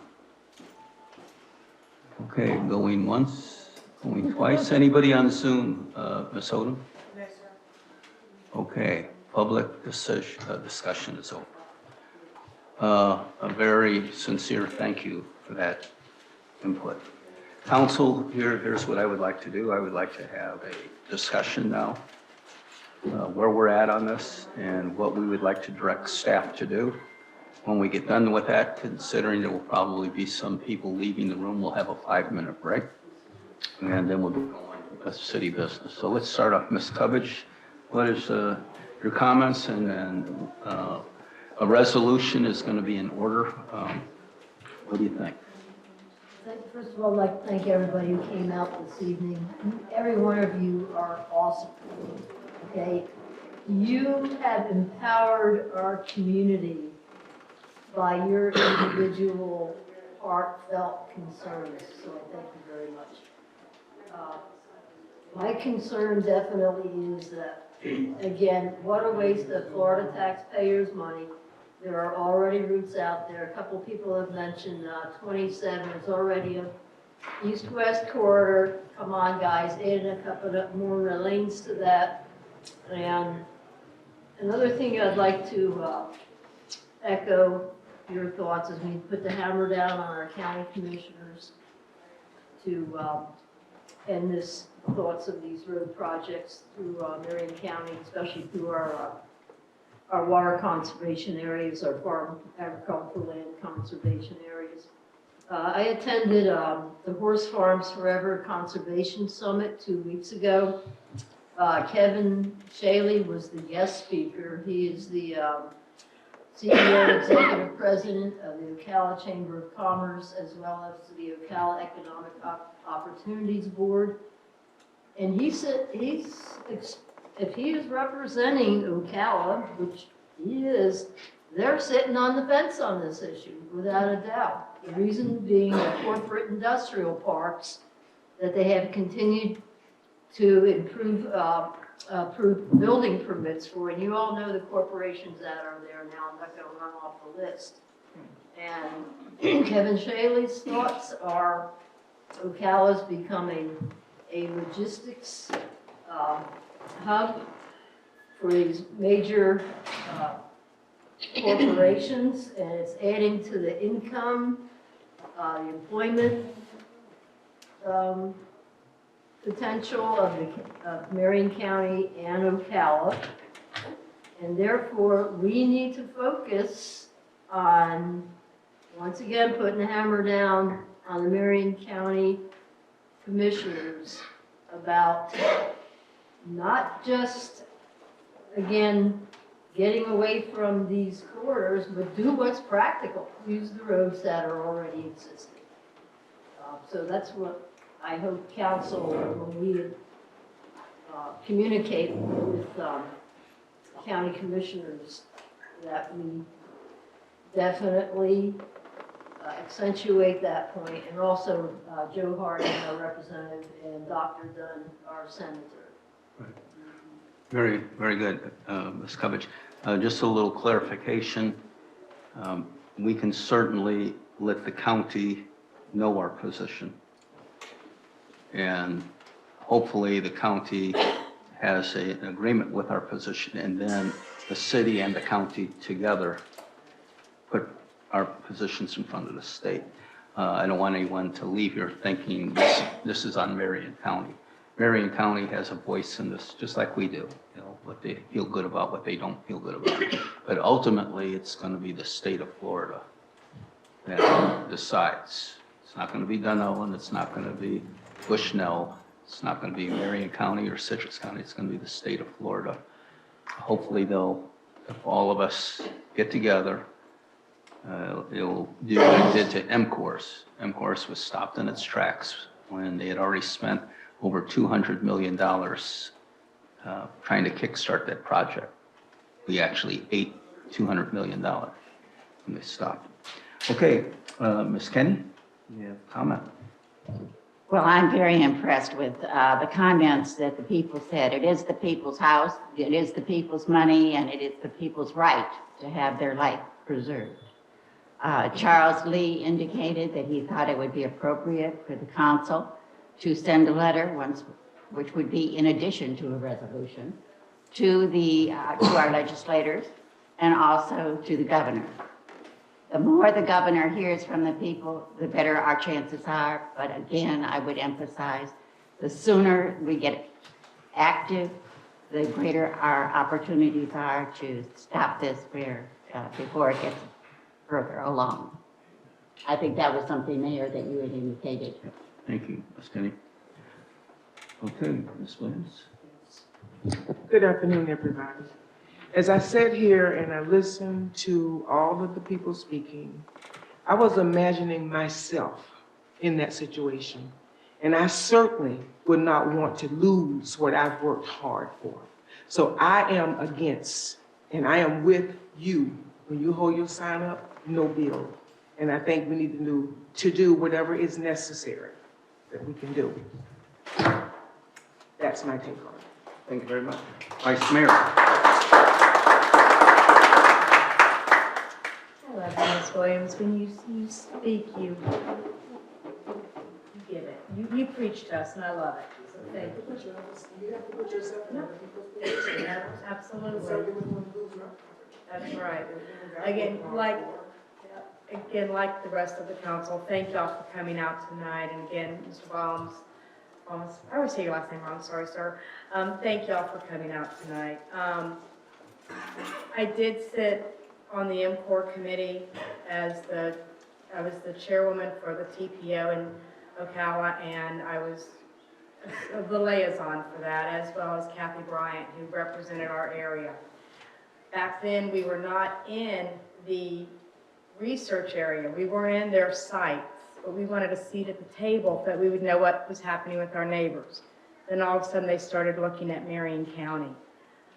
We sat, as Mr. Lee said, for 15 months, explaining to them why certain areas of Florida are just off limits. And that was what we came away with. We didn't come away with giving them an idea about what road to go down or what A, B, C, or D. We said, don't go anywhere near these areas, which is Dunnellon and our watersheds and our horse farms and nature. I was surprised that when you started listening to people and the thoughts that would come through, even our hunting, our animals, when they say, oh, well, we'll do a pass so that animals can walk back and forth, the wildlife. But that disturbs their natural resources, their natural way of life. Farms are literally split in two. I've lived a farmer's life. My grandparents, my stepfather. Would y'all like to try and get a cow to obey itself crossing a road real quick, much less 100, 200, a whole herd? It's impossible, especially the horses. We know they never do what we want. So, again, I have fought for this. And Mr. Lee, I can't believe that you found an article from 1999 that I was against this back then. I was fighting back then. I was on the TPO at that time as well.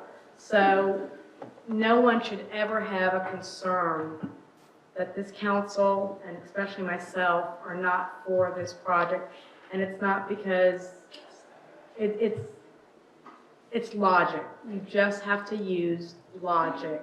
And that's the way you can tell it's not the right area. And it's like Mr. Reno said, 95 this way, 19 that way. And plus, when they do the hurricane, when they tell us that's for the hurricane issues, that's not true because, A, I would love to know when the last Cat 5 was. I can't remember. And also, that's the areas that are going to flood first. And I don't want to be driving on Highway 19 if it's flooded to get out of the way of these areas. So thank you again for being here. Write, email, call everyone, have your neighbors do it, have everyone do it. It is what's important. And when we were at these meetings, this book that I have right here is nothing but from my MCOR meetings of the comments that everyone said. So, and it was always no. One or two people wanted it, but the majority said no. So we do hear you, and we did listen at the MCOR meeting, and we're still listening to you now. So thank y'all. Thank you, Vice Mayor. My comments will be fairly brief. One of the excuses or reasons for the Turnpike extension is the idea that it's some sort of hurricane evacuation corridor.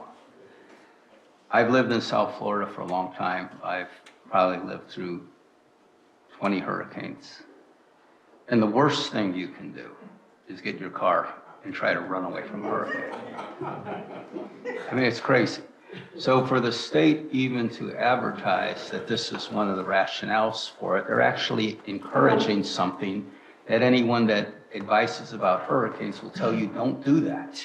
So for them to use that as an excuse, a safety issue, to sell this is counterintuitive to what hurricane experts will tell you. When it comes to hurricanes, if you live in a low-lying area, if you live in a mobile home or some structure that cannot handle that kind of force, you just simply go to the local hurricane shelter. You don't jump in your car and try to head to Georgia and get in a traffic jam. So the idea that they're proposing something that actually they would advise you not to do.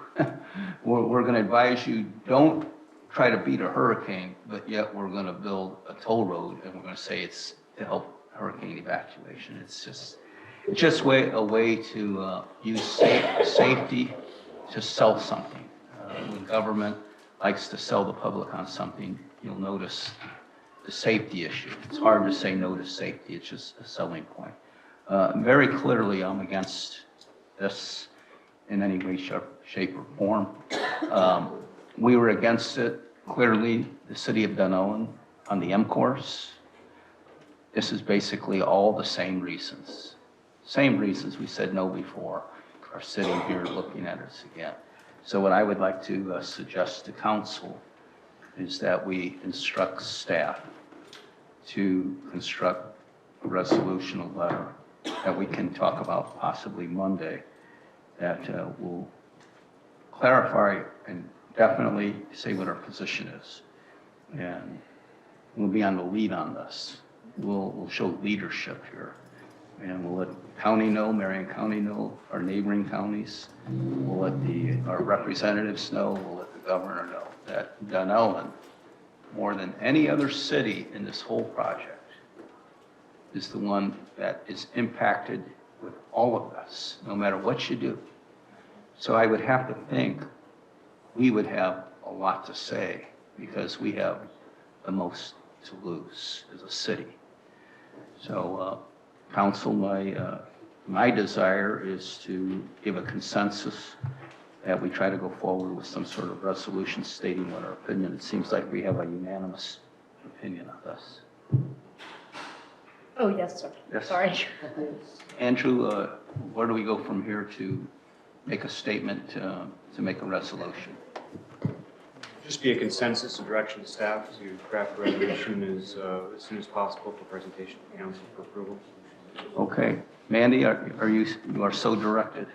And we also want a letter to go to, I would recommend to TPO, to Marion County, to all the the governor, our representatives in the state.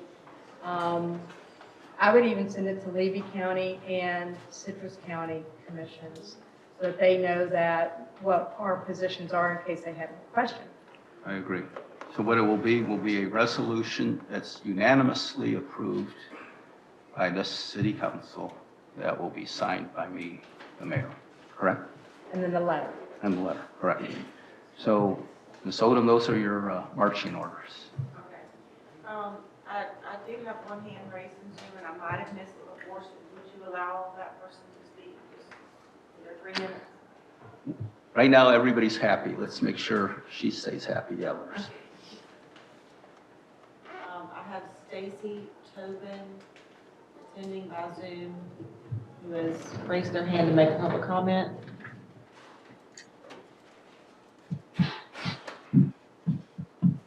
Hello? We can hear you. Name and My name is Stacy Tobin, and I live at 11951 Southeast County Road, 337, in Dunnellon, Florida. I moved here about a year ago. This is my first home, and I wanted to keep my home. I say no to these toll roads. This makes no sense. There's so much wildlife that lives around these areas. Wild black bears, black panthers, gopher turtles, bald eagles, you name it. They will have nowhere to go. Please, what do we have to do to stop this? What I have to say.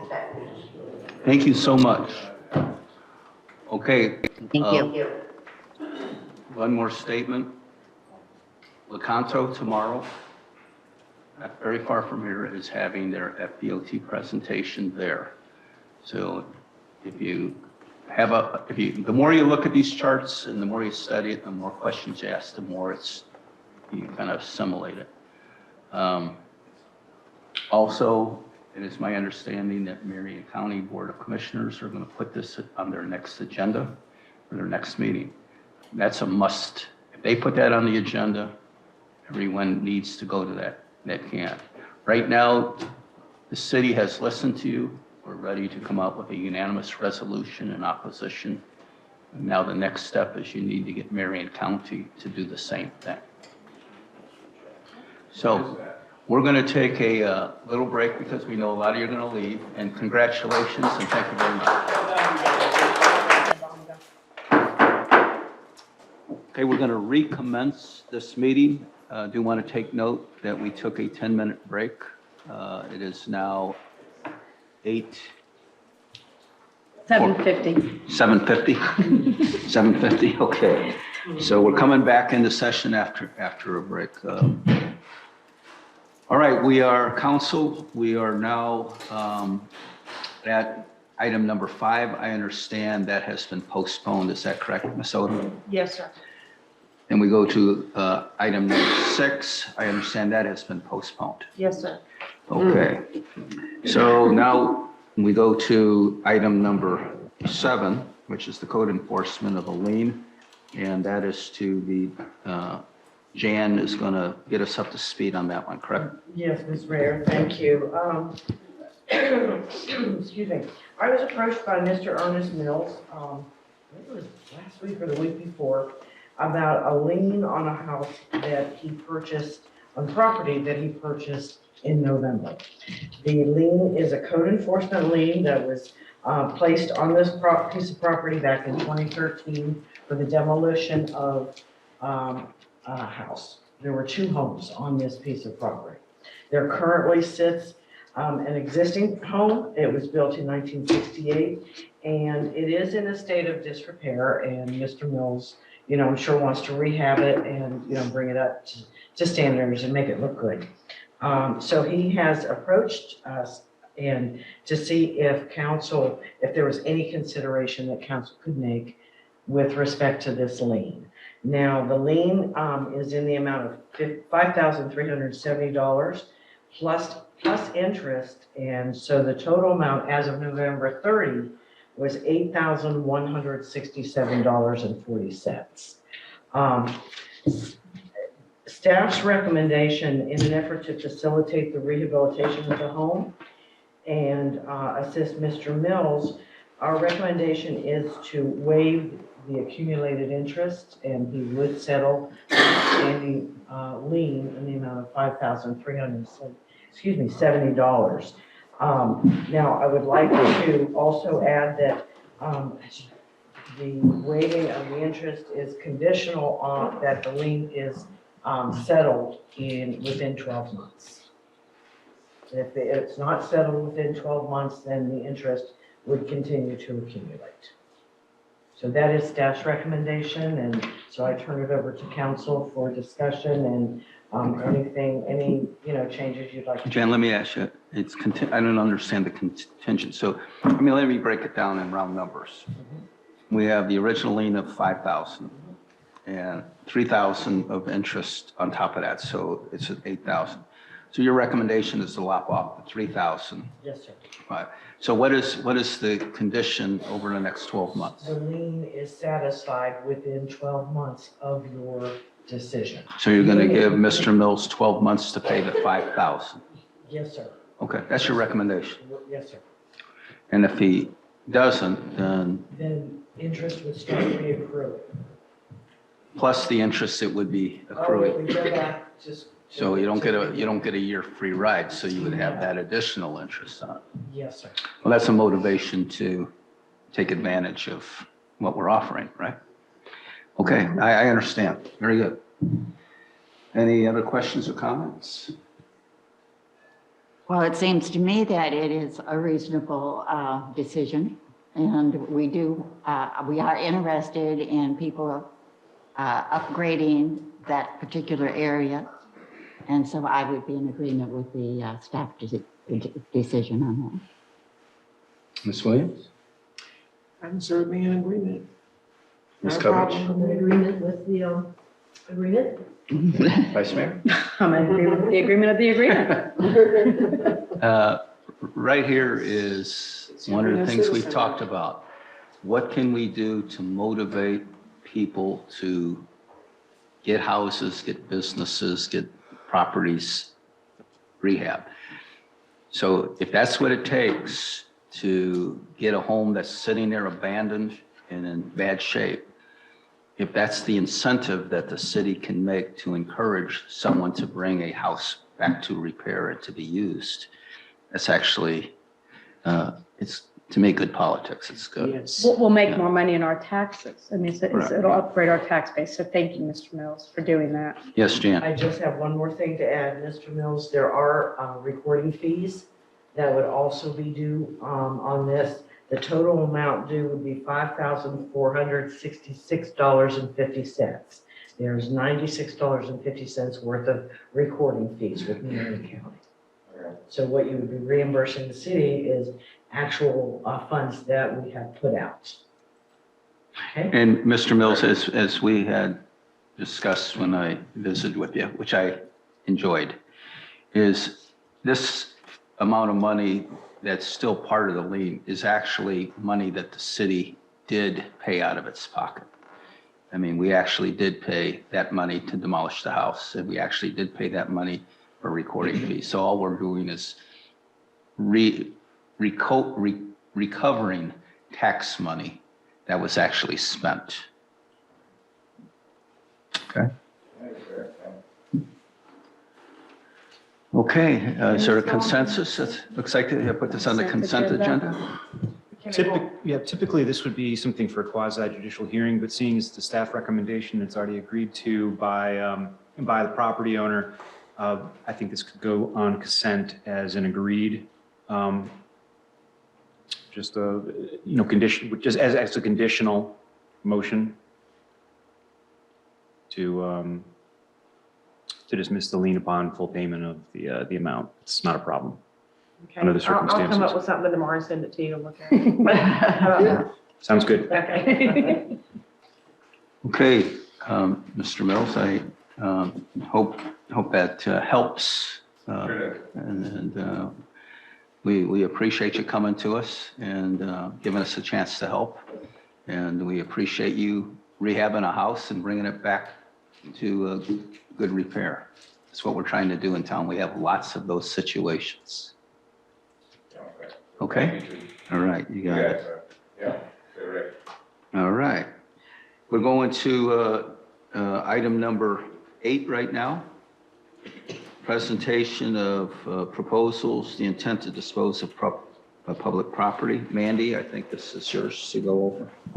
Yes, I have provided you with an agenda summary. I'll just read over that really quick. Good night. During your regular meeting on October 11th, the City Council adopted Resolution 2021-17 declaring the property at 11808 North Oak High Street as surplus.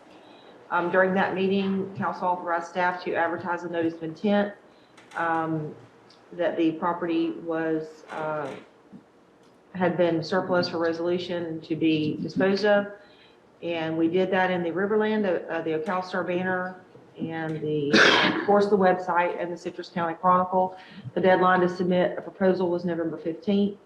We received one offer on November 15th from Foxfire Realty, represented a prospective buyer in the amount of $325,000. That contract contains an additional term that the seller, who is the city, would in turn execute a 10-year lease with the buyer and essentially lease the property back from the buyer. Then on November 16th, we received the second offer from attorney Art Fisher in the amount of $275. And because that was received after the deadline, if you were to consider that offer, we would have to re-advertise for another 30 days. So you can consider either of the proposals. You can reject all the proposals. And if you do, then we recommend utilizing a real estate agent to market the property. And we have, since we've been in this process, we've received 2 offers from 2 separate real estate agents to do that for us, one being Foxfire Realty and one Bricks and Mortar Real Estate Development.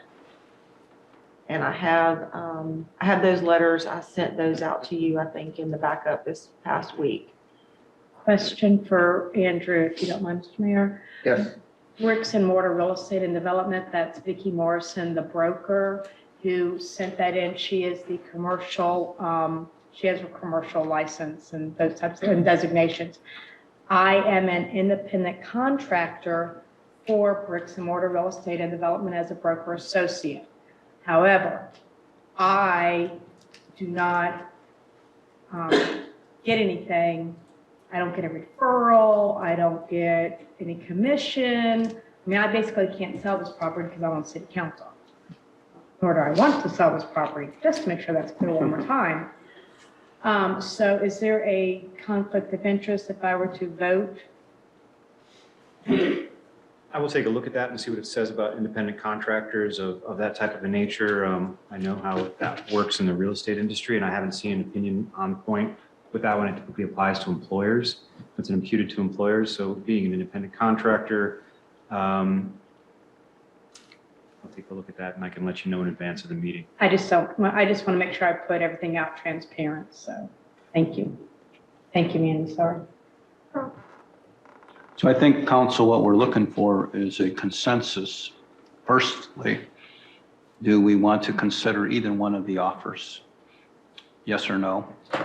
And then if the answer is no, then to give a consensus what we want to do as far as listing it with a realtor. So there again, it's coming up to staff's looking for direction from us. And So- if you haven't had a chance to review those proposals, I can pull those up as well. They're just not ADA compliant. I couldn't post them on the website. I'm good. I've read them. So one's for 325 plus some sort of contingency that we must lease it for 12 months afterwards. 10 years. 2 years? 10 years. Huh? 10. 10 years. Wow. And the other one's for just 275 and I'll pay all the costs. My position is I don't think either one of those offers is sufficient. I would concur with that. It might not be sufficient, but the building just sitting there, not being used. And make a So great something needs police to be done office. to Well, we could it. It's continue gonna sit to. there and rot. No. Well, this right now is, do we accept either one of the offers or not? That's what this is. Well, what my take on it is to accept one. To accept one. Mm-hmm. All right, which one would you say to accept? I would say the most, with the most money. Well, the one that takes 325,000, however, they have a 10-year consent, they have a 10-year lease back, which means we would have to pay them monthly payments. And I believe the payments were $2,000 to $3,000. $2,000 to $3,000 per month. There would be a slight. Okay, the first one, that's 325,000. Okay, I see that. The buyer wanted the city of Dunnellon to, what they call lease back. We would pay them $2,000 to $3,000 per $2,708 per month. And they would, anyway, we'd have to pay them for them to own the property and us to lease it back, and we still wouldn't be using it because nobody will let us. And at the end of the 10 years, they would be making a profit. And we would have, and the tenant would have to pay for the sales taxes, which actually technically we don't, anyway, hazard and liability insurance and the property maintenance. I don't think we pay taxes because We we're don't pay governmental taxes. agencies, so that's not a big deal, however. So you don't want that one? Well, it doesn't make, sound good. it's not a logical decision, and it's And not the a other good one's for business decision. 275, which is 50,000 less than what we could, what it was. And then if you get a realtor to do the work, If you get a realtor to do the work. don't have to pay the realtor. Well, but you pay the real estate agents out of your profit. So you're going to try and put the price up high enough that all of your expenses are paid for. Your title insurance, which we're gonna have to pay for anyway. Your taxes on the taxes on the amount that we pay. I don't know if we have to do that. And then there's the, there's just some expenses, but yes, if you were a normal buyer, that'd be a great tax write-off, but you're not. So, but yes, basically the buyer would be paying the commission through their payment of the sale.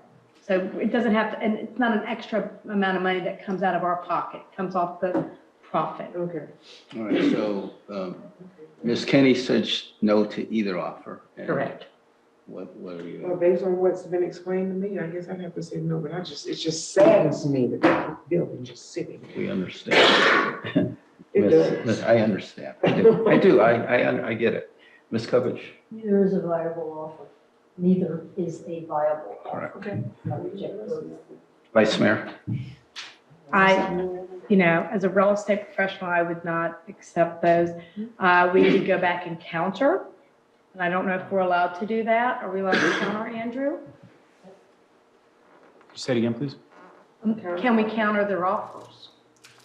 So, yes, you And I don't can. know. All that's required, since this is in the CRA and it wasn't purchased for redevelopment purchases, to go ahead and do that 30-day advertisement. That's been done now.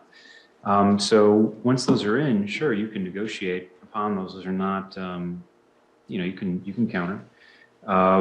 Now, since I'm answering a few questions right now, I think one of the things, if you do reject these offers and move forward, it's fine to go with an agent, but if somebody did come in and make another offer, then you'd have to advertise before accepting that offer and wait 30 days. Would we have to advertise if we have a real estate broker do that? Yes. So if we go with the real estate broker, we're going to have to be part of the contract that says we can accept offers with a 30-day acceptance, and you'd be right of first refusal? No? No. So how it would work, it would be just like it is now, except it's been listed. So when you, once you go to listing, if someone did come in and make an offer, then you'd say, okay, well, thank you for letting us know that you're interested in making an offer.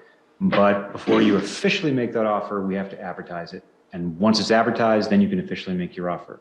So what the agent is essentially doing is showing that you're interested in selling the property, but because of the CRA statutes, you still have to go through that advertisement process in a timely manner. So that buyer, and I'm just thinking real estate, Louise, help me. So basically, that buyer that would come to us through any real estate agent, because anybody in the state of Florida could sell this property, it goes into the MLS, anyway. But that buyer basically would not have a response from us for 60 days. Well, it could be, it would depend on the timing of it, you know, when, 30, well, if You it's would- between council meetings and stuff. between council meetings, it would be the time before it would come before council, and or the time when staff could advertise. Now, you could ask staff to advertise automatic, you know, per your That's what direction I if was it came in, but you wouldn't know if it was a good offer or not. And if that were the case, then it could result in some wasted advertising. Or you could set a threshold for the advertisement if the offer came in above a certain amount. But, you know, that's a strategy that might be best discussed with the agent. You know, I think most individuals who are looking to purchase properties in this area or something like that, I've been in the process of selling several types of properties. This is one of the larger ones, but I've been involved in deals up to $1 million, I think, within CRA for this sort of thing. And it hasn't caused an issue in the past. You know, most, especially with the kind of facility that you're looking at, I don't think anybody would need to close on that very, very quickly, because they would either have to use it at a church or do some kind of rehabilitation to it. Okay, thank you. All right, so what is your recommendation? To accept, reject? No, I said reject both offers unless we could counter offer them, you know. All right, I'm for rejecting. I think both offers are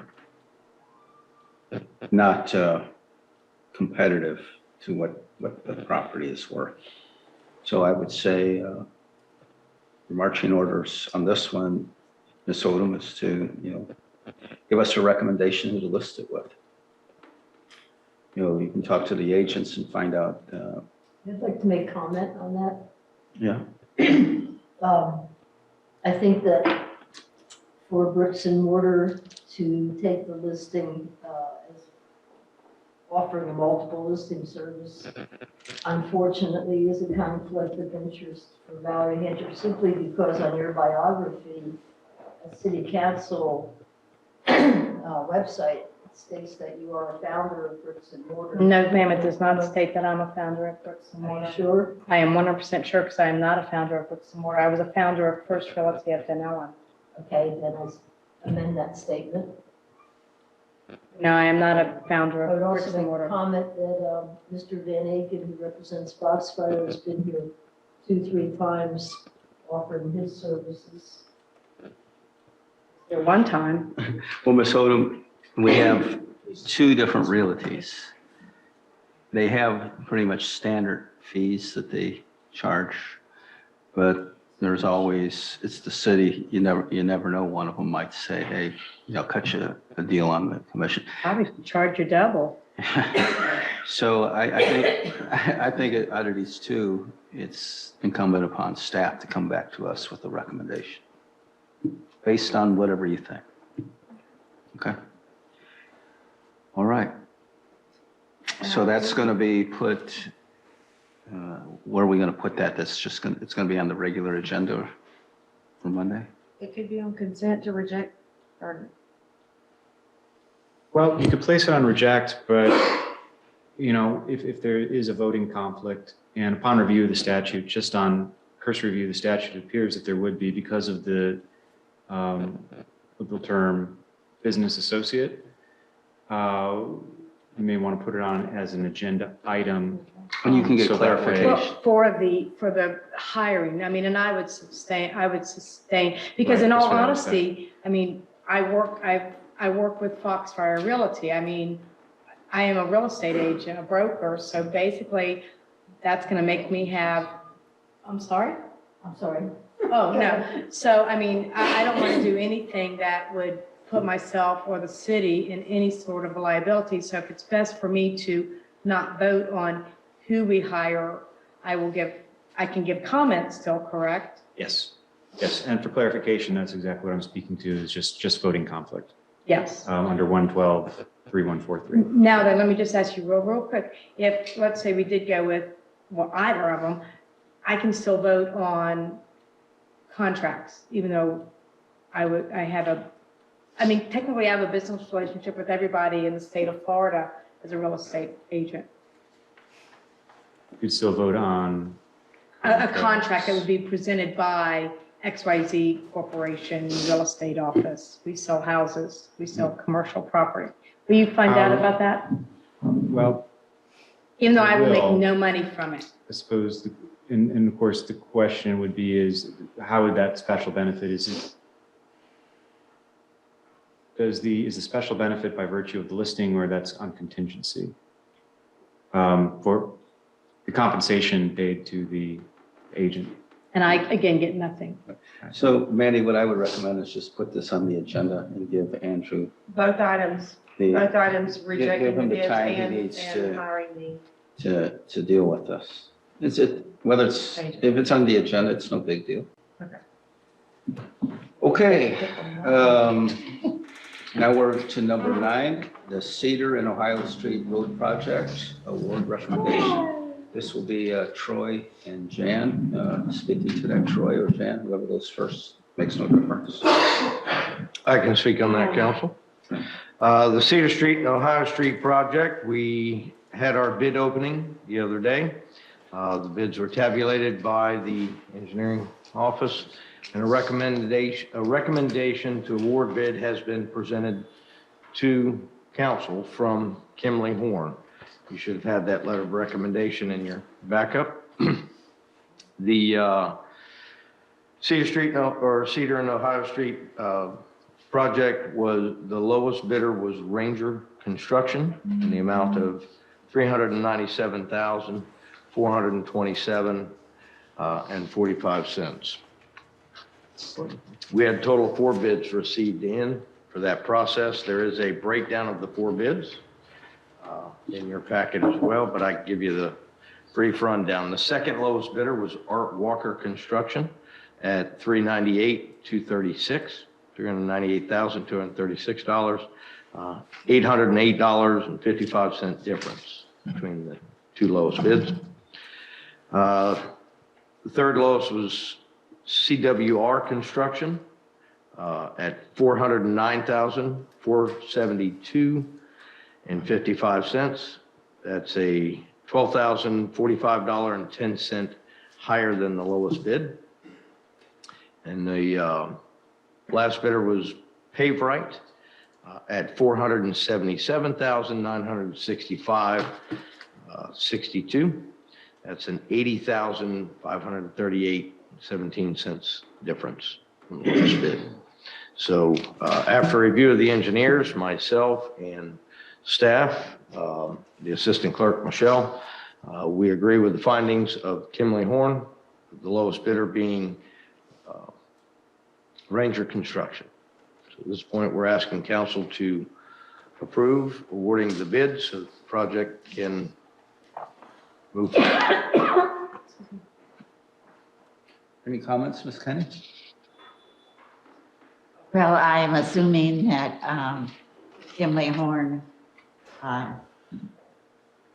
would be capable of knowing that that would be a sufficient construction agency to do the work. He doesn't have any qualms about the fact that we're not going with the lowest bid, but we're going also with competent bid. Okay, good question. Yes. We have done work with Art Walker Construction. The city has done work with PaveRight. To my knowledge, we have not yet worked with Ranger Construction, but we did find out Ranger Construction has done work with Marion County in a local neighborhood just north of here, Lake Tropicana area, and with the city of Ocala as well, including the Ocala Airport. So based on that, they are a local company. They have done local work. They completed their bid packs as required, a financial statement was provided as well, or the financial components of the bid pack was submitted as well. And after my review, the staff's review, assistant clerk, and the engineers, we find no reason not to award the bid. Very good. Thank you. Okay, but it is a new company to the city of Dunnellon. It'll be our first time working with them. Okay. Okay, Ms. Williams, any comment? Lowest bidder. Okay. You check them out, right? Best we can. Yes, ma'am. Councilwoman Tubbage? No comment. No comment. No comment. Keep Okay. on paving. Okay. Vice Mayor? Let's get this puppy going. Okay, I'm with it too, so we can put it on the consent. Good job, Troy. Thank you. Thank you, Council. Working closely with you, I'm realizing getting bids and stuff, how cumbersome this process is. I'm learning how to live in a slow-moving world. I've never lived in a slow-moving world before. Everything I've done in the past has had based on speed. I will add one thing to that. I was very surprised that the two lowest bids came in as close as they were. So for an $800 difference in bid, I'm pretty confident that we're getting a fair price on this project, and it is within our budget that's already budgeted for the project. Okay, good job, Troy. Good job, Council. We're at item number 10, proposed ordinances. This looks like it's going to be handled by, I guess, Attorney Hand. You'll lead us into this. Yes, sir. Happy to walk through it and walk through some of these ordinances. The first one, the Blue Run Park ordinance, just to give council an update of where we left off, since it was in council's hands and then has been going through the process. Now it's coming back into your hands. Council drafted this ordinance. It has gone through planning. It has gone out to all of the city's partners, FCT, Marion County, and Florida Greenways and Trails, and all have had a chance to review it and have not objected to any of the provisions of the ordinance. And we've had an in-depth conversation with FCT regarding the ordinance. So that has gone through that process. You all have a copy in front of you. In addition to what's on the agenda tonight, some additional changes. There are a couple of changes that were recommended by Mr. Vibbert, and I was asked to take a look at those. And I have included these, as at this point, I have no objection to them, and I will highlight them for you. The first one is on page 4, and it's the prohibition of golf carts. Golf carts are already prohibited in that area. Adding it into the Blue Run Park ordinances, it doesn't change much, but it allows an enforcer, allows the police department or any other type of code enforcement has the authority to issue tickets, the ability to issue tickets under this particular ordinance, which is slightly different than the regular code enforcement process. It has a different enforcement process. So that has been added. If you go to page 6 of 9, we go down to line 214. What you'll see there's a statement, KP Whole shuttle service provided by Marion County or its contractor on behalf of Marion County is the sole transportation authorized per the requirements of the Blue Run Park Management Plan. Previously, it stated it's the sole governmental transportation service. That was included, governmental was included in there previously before council had elected to also take up modifications to the actual management plan itself. So there was a bifurcation somewhat between commercial use and governmental use based on the requirements of the management plan. That's all changing. This modification makes complete sense now, given that we're going to be seeing those changes within the management plan. So that is there. There was not, there weren't any loopholes or anything before. Commercial use with its definition is completely inclusive, but this language now is just going to pair everything up a little bit better and make a little bit better package because everything now works together. This ordinance was drafted prior to those changes that council saw that were being submitted to the partners on the management plan. So where this will go from here, once this goes to first reading, comments have been coming back. There have not been any. So when I say comments have been coming back, I think information has been coming back to staff that there are not any comments so far. I think staff is still waiting on Marion County on the resolution, which is the one that modifies the management plan. This passes, presumably it will, at the next council meeting on Monday. Then in February, once everything is back on the management plan amendments, the resolution, should council at that time wish to adopt the language that it looked at before, then that would move first. And then the ordinance will be adopted following the management plan amendments, second reading of this ordinance. So that is one of the recommended amendments there, and just wanted to let you know how that paired up with the management plan amendments that you had discussed most recently. There's some other additional edits on that page under 220. I know council had expressed some interest in there being a direct reference to 79015. And that is just so members of the public can see that in addition to all the chapters that regulate firearms in Florida, there's one that's specific to it, which regulates discharge of firearms in public places. So anyone can look that up. So that's included there. The final change is on page 8 before the signature lines. This is on line 294. This is the effective date of the ordinance. It states that this ordinance shall become effective immediately on April 1st, 2022. So that date, as I understand it, is the official start date of the season.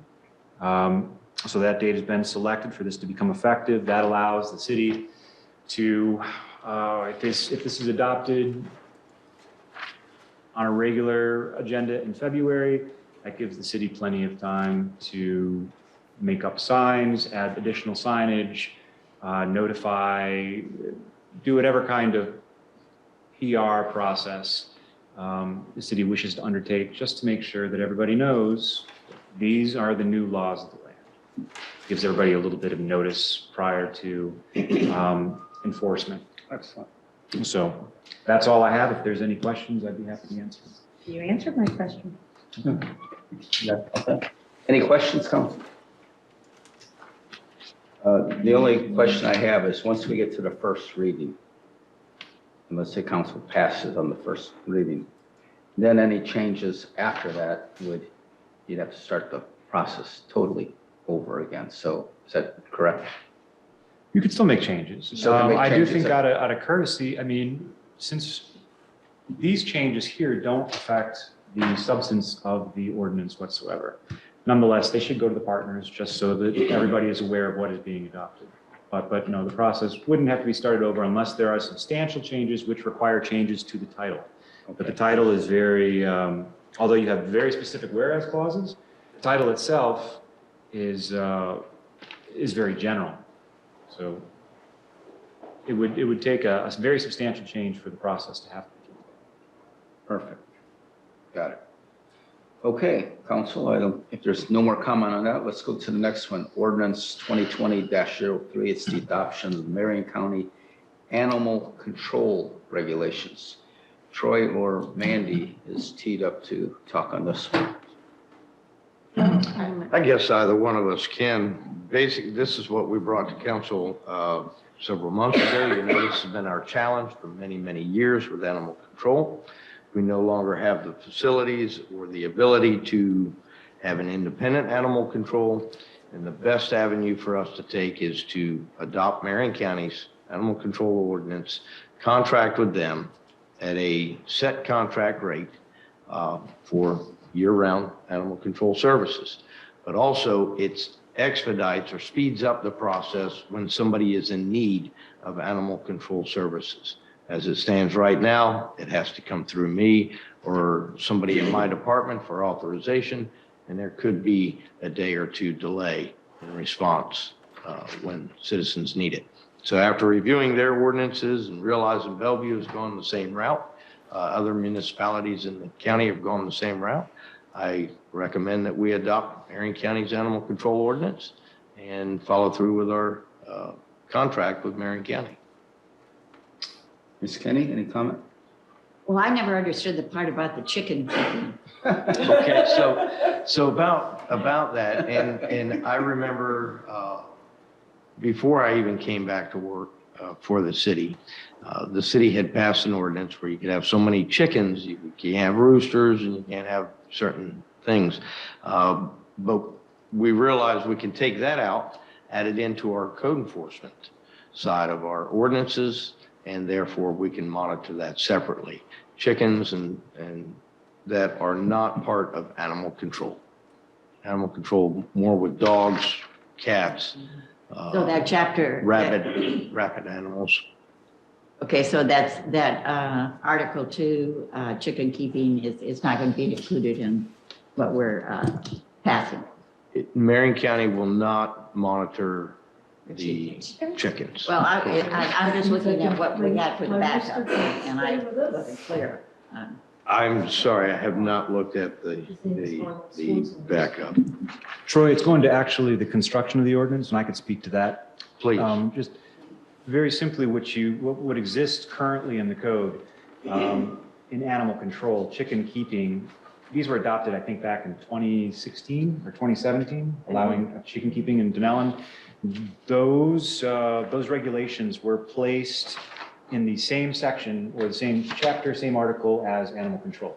Right. So in drafting this ordinance, since you see in this first part here under section 3, Dunnellon is creating a new article entitled Animal Control Enforcement, where it's just by verbatim adopting Marion County's animal control ordinance.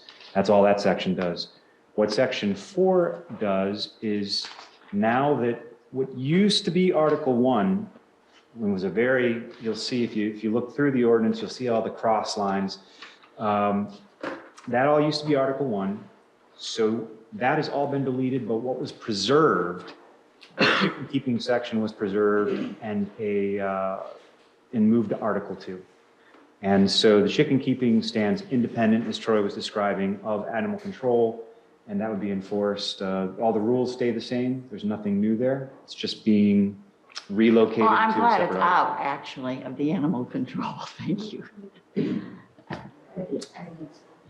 And so that would be enforced by code enforcement here as opposed to Marion. Thank you. What if you had agricultural exemption on your property? And within city, and are within city limits, shouldn't you be allowed to have chickens? And roosters? And a rooster, because that is an agricultural animal production that's permitted in Marion County under ag exempt property tax. Property assessment. So any kind of state statute, if there's something that preempts your local regulations, then that's the case. But what's being adopted in the actual adoption of the Marion County Animal Control Ordinance does not go to, does not cover that sort of thing. Right. That's for. I can keep my rooster? Because Yes. it's saying, Yeah, it's saying that yeah, it's you single can. family. It's not saying anything about, poor Sharon, she's over here. Right. Our ordinance only is setting the guidelines for residential. Your ag exempt is not controlled by this ordinance, and it does not add or subtract anything different than Marion County. I'm also in an ag exempt area, so I have certain restrictions on dogs or cats, but I still follow the rules for either horses, chickens, or goats. We can still do FFA, Right. 4-H. So this is not Animals. going to impact any farmers Okay.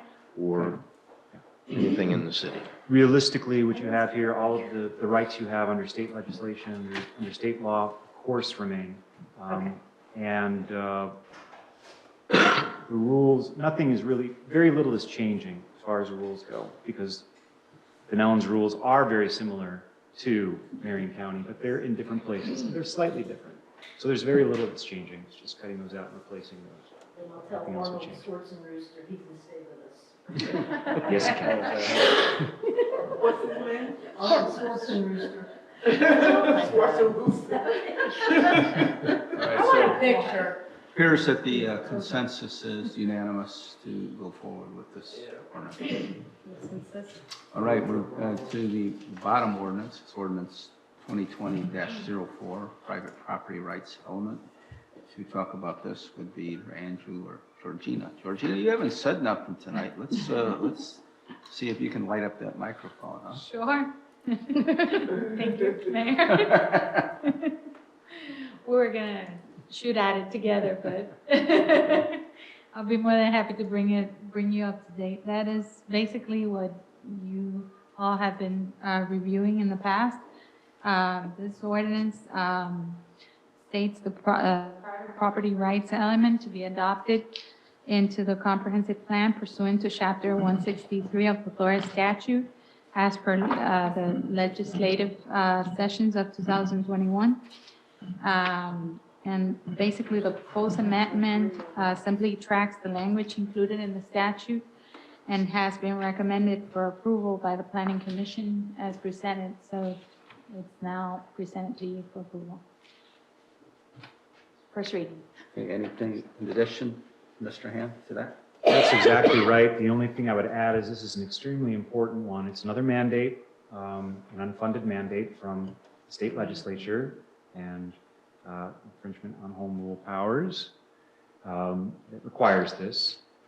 And if the city were not to adopt this ordinance or an ordinance that was somehow similar and fulfilled that state requirement, the city would no longer be able to amend its comprehensive plan. So it's required, it must be done, and this is the most minimally invasive language that that really can be drafted. Just meets the requirements of the state mandate, as Georgina stated. And what's a little bit different about this one come Monday is the first two, you just have first reading.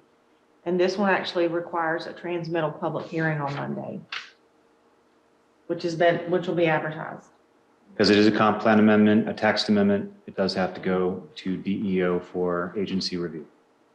Then it will come back for adoption. We have a consensus to go forward, tell staff to go forward. Ms. Kenny? Well, I do have a question, because I think one of the things happening in terms of property rights is it's getting confusing with people renting out their properties to get out of the river. So we have a lot of conversation on that. And didn't you say that the Florida statutes now allows a property owner to do whatever he wants with his property? I mean, I'm not sure. I have not read this that carefully, and if the Planning Commission has approved it, I'm sure I would want it to be approved. But since we're talking about property rights, I wanted to ask you that question. Is there something in the statutes that... There's nothing in the statutes that states that anybody can do anything they want with their property. But what this statute is stating is that the city must consider private property rights when making decisions, land use decisions. So, and those rights are listed, rights to possession and what rights they have, and for exclusion, typical basic property rights. And that's all that this ordinance is doing. Right, I understand that that's what you're saying, and that's a good thing. But as long as we're on the question of property rights, is there a statute that you mentioned that says property owners who have waterfront properties can use those properties for anything that they want in terms of these new, I don't know what the proper word Airbnbs. is. Airbnbs, that's what I'm trying to say. There are some limitations on rental properties, but not full restrictions. So last I had looked at it, there were a number of communities that were going through registration processes, but they weren't banning them outright. But that is a subject that comes up every year that is addressed at legislative session, and I have no doubt, I haven't seen a bill on it yet this year. There might be one out there, but I haven't come across it yet. I have no doubt it'll come up again because it comes up every year. Well, we're interested in being brought up to date on that particular issue. Sure. I'd be happy to take a look at the latest. But yeah, local governments can only go so far, and regulating those, there are restrictions on that, but not complete restrictions to the point where a property owner has intrinsic rights to do whatever they want when it comes to rentals. That's certainly not the case. Thank you. Okay. So staff, we just go forward, correct? Yes, sir. We're moving to number 11. It's the Kimberly Horn IPO number 99 for design and construction for Mockingbird Drive and Blue Cove Roadway. Something that Troy and I have spent a lot of time talking about, so I'm interested to hear what you have to say, Troy. Number 11. Okay. Number 11 is a proposal from Kimley Horn for the cost of engineering and design construction plans for the Mockingbird Drive, Blue Cove Drive, and the Blue Cove Drive roadways. This is the 3 intersections in Blue Cove that we've talked about reconstructing. Upon preliminary review with the engineers, we've decided that the wise decision with the funding that we have is to include the short section of roadway that also ties those 3 intersections together. And based on the scope of work and the scope of the projects, we're confident that we can fit in the short section of West Blue Cove Drive that ties into the front of the church there at the entrance of Blue Cove. Okay, so their proposal to go to design and create the construction plans was $33,600. It is funded in this year's budget, and it keeps the project tentatively within our budget scope right now. But if we can start now, by the time we're finished with Ohio and Cedar Street, we'll be starting work in Blue Cove, tentatively. Okay? Yes, Vice Mayor. Question, where the, over there by Mr. Avell's house, where the big tree is in the middle of the road, is that part of this project area? No, it actually is that road immediately as you turn left. You got the big tree in the middle of the road? Yeah, right, it's the Take a road, left. right, okay. It's from there around to the 3 intersections along that roadway. Okay, I just didn't, I mean, I knew where those are. I just didn't know if that tree would be, The tree is not impacted by the project, not inside the project and is the tree parameters. healthy? The tree is not totally healthy. I have been out there several times in the last month reviewing it and reviewing the roadway around it. So I will leave that for a later discussion because I'm afraid that tree may not be there forever. But it's protected for now and healthy enough for now. Well, good, that's what I was hoping it would be. Okay, thank you.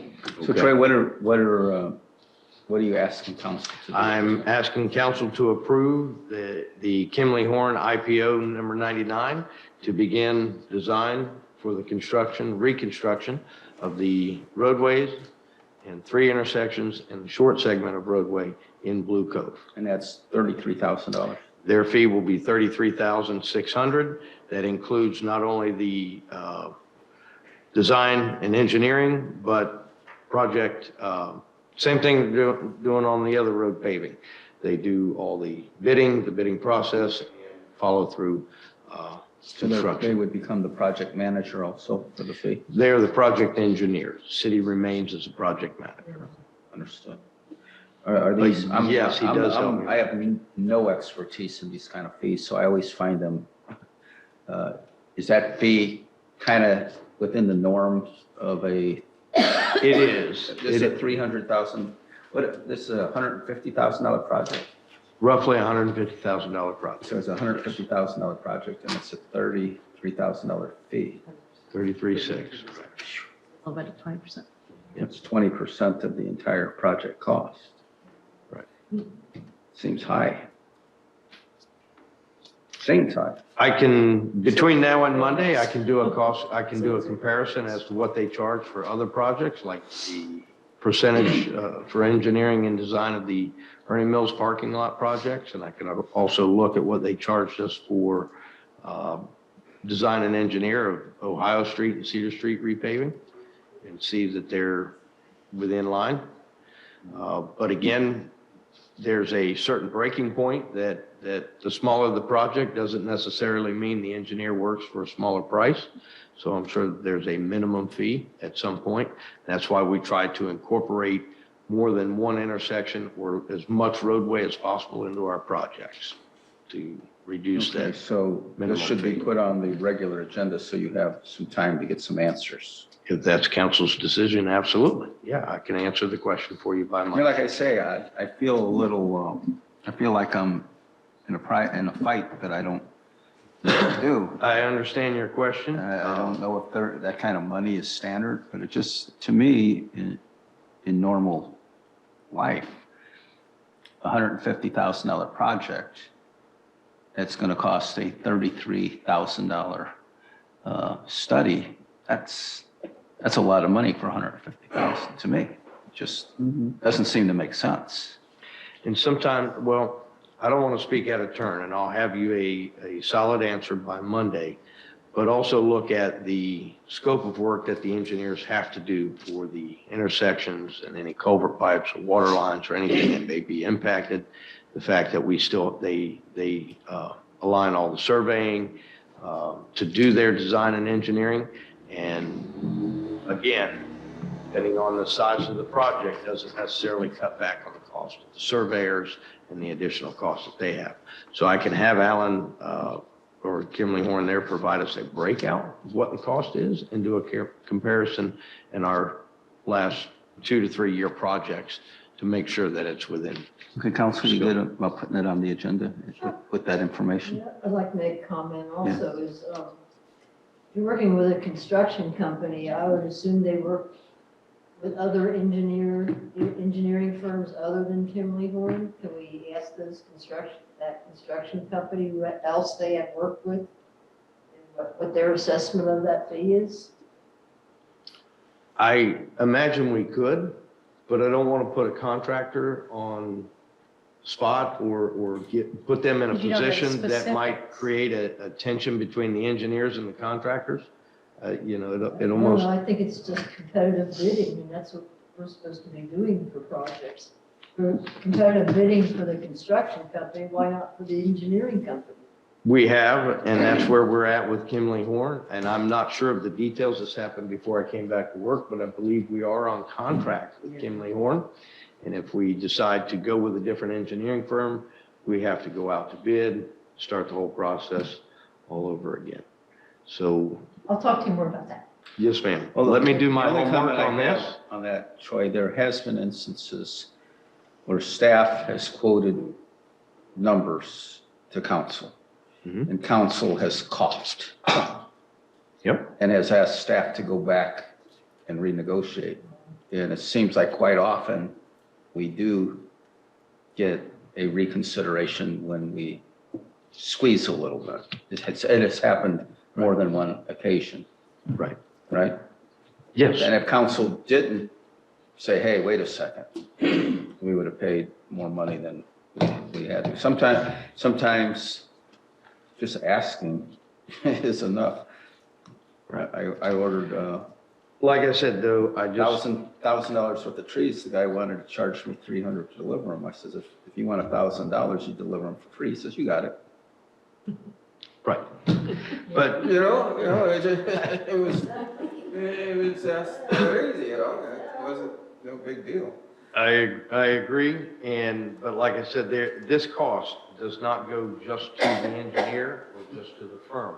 It's a cost of what they sub out to create the designs, the plans, and so forth. So I will do my homework and come back with you and make sure we are getting a fair Okay. price. Very good. No problem. All right, thank you, Troy. Going to number 12, the Public School Facility Planning Working Group. Georgiana, that looks like that's yours, correct? Yes, that is correct. Thank you.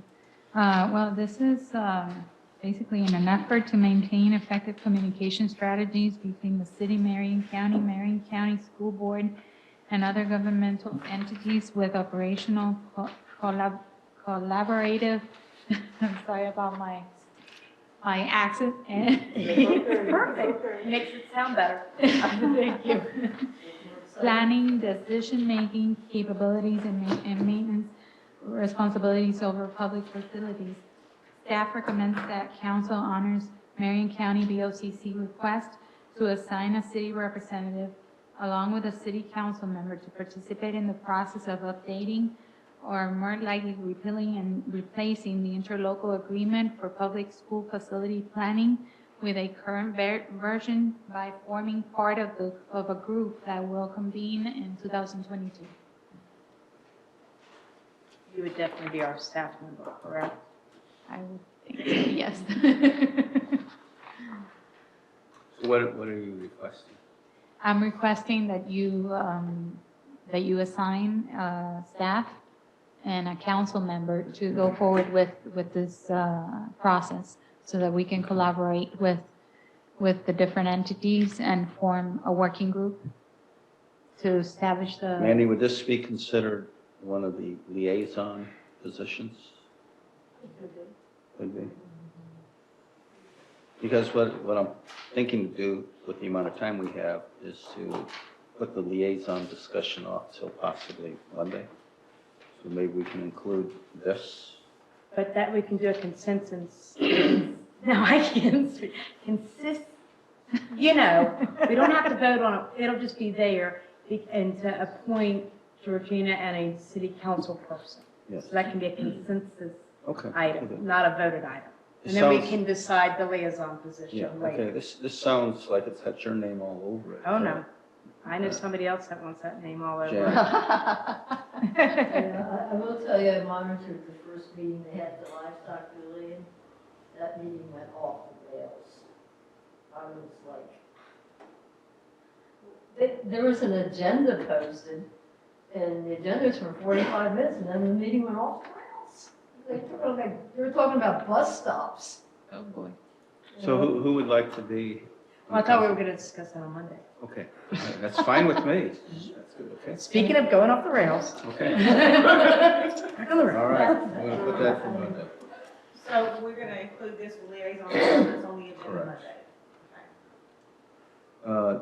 On number 13, here again, this might take some discussion. I would just like council to give some direction to staff for them to give us some recommendations. We know that there is some discussion now among council about the possibility of charging a boat watch fee. There's also a possibility now, if we choose, to charge a parking fee. So I would like some sort of input from staff. Andrew, I would like to know whether or not, if these fees that are collected, how they may be spent and where they can be spent. There seems to be a little question on that.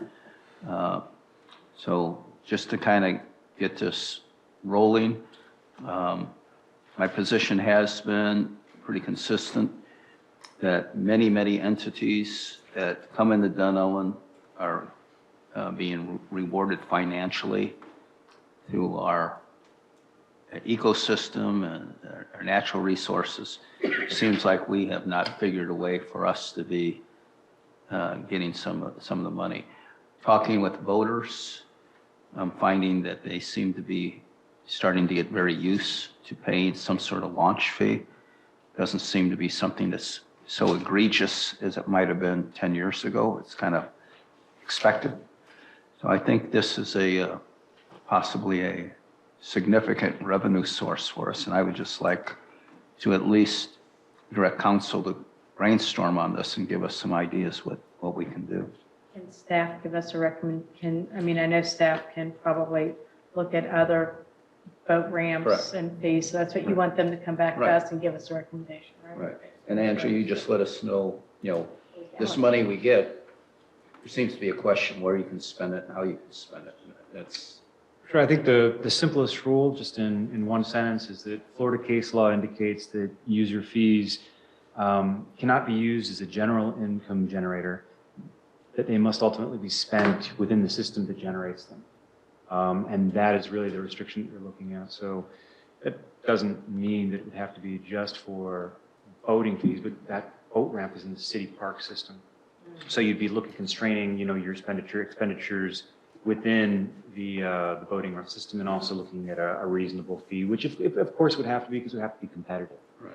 And Where so I'm, that's what where you're I'm looking at. laser focused is a revenue source for our parks, equipment and things like that. We're Sure. solely in need of new equipment, and I would love that. It would be, correct me if I'm wrong, the monies collected to launch a boat would have to be spent on the boat ramp or the dock down at the water. It could So not be- KP Hole, who's collecting $20 a piece, is using all their money for their ramp and I boat. can't speak to what Marion County does. I just am concurring with what Andrew was saying. Well, what I'm actually saying is that it must be spent within the system. So if the boat ramp is in the Parks and Rec system, then the money must be spent in the Parks and Rec system. It could go for any park, any equipment in any one of our parks. long as there's a relation to the Parks and Rec system, we can look at some of what the monies will be spent on ad hoc. But the case law is not as constrained as some communities have interpreted it. Okay. And that's what we're asking. That's a good thing. On your end of it, that's what we're asking you to do. Yes. To go over Understood. that. All I right. stand corrected. Okay. Well, we'll see. That's why we're talking about it. That's all I want to do on that is just, I think we have a real positive thing here. We just need to capitalize on it. Go to number 14. Is everybody done with 13? So be it. Okay, 14, letter of support for marketing grants. Councilman Covich wrote. Mandy, do you speak to this one? I can. I took a draft that Councilwoman Covich had sent to me and Georgina. Georgina and I worked on it some together. And I emailed this out to you guys this afternoon after we had finalized it. And if you would like to speak to this, Councilwoman Covich, by all means. Well, what we have here in Dunnellon is all these amenities. We have the chamber building, and if you walk in there, we have yet to have something we can hand to a visitor, a prospective visitor, that's a format that really brings everything together into one brochure or magazine format. And everywhere else you go, and it's got handed one by Roger. He visited Monticello this weekend, and look what they have. You walk in, and they have this beautiful little magazine, and of course, advertising of the local businesses helps pay for the production costs, but it summarizes for the visitors all of the amenities, plus links to, say, our local organizations such as Florida Paddling, Florida Greenways, Florida Hiking Trails, Florida Bikes and whatever. Lots of photos, little essays and so on, and again, the advertising. We don't have anything to give a visitor. It takes money to produce these, it takes money to print them. Okay, and we have a lot of local talent here that can help put this together, but the production costs are heavy. Okay, and before we can, step 2 would be go ahead and start advertising in some magazines outside of Marion County, outside of Florida. For example, Outsider Magazine, Southern Living, Travel Magazine, National Geographic Explorer Magazine. They have sections every year. They'll take 1 month and it'll be Pro Florida, Visit Florida. And in cooperation with Visit Florida, you get to advertise your city. Southern Living, for example, if you have a brochure, your website will advertise this brochure as something that the prospective visitor can send for, besides what's online, so you can mail it, whatever. It takes money. And in the past, Visit Florida has handed out grants, $30,000 on up, but they always give it to the larger cities.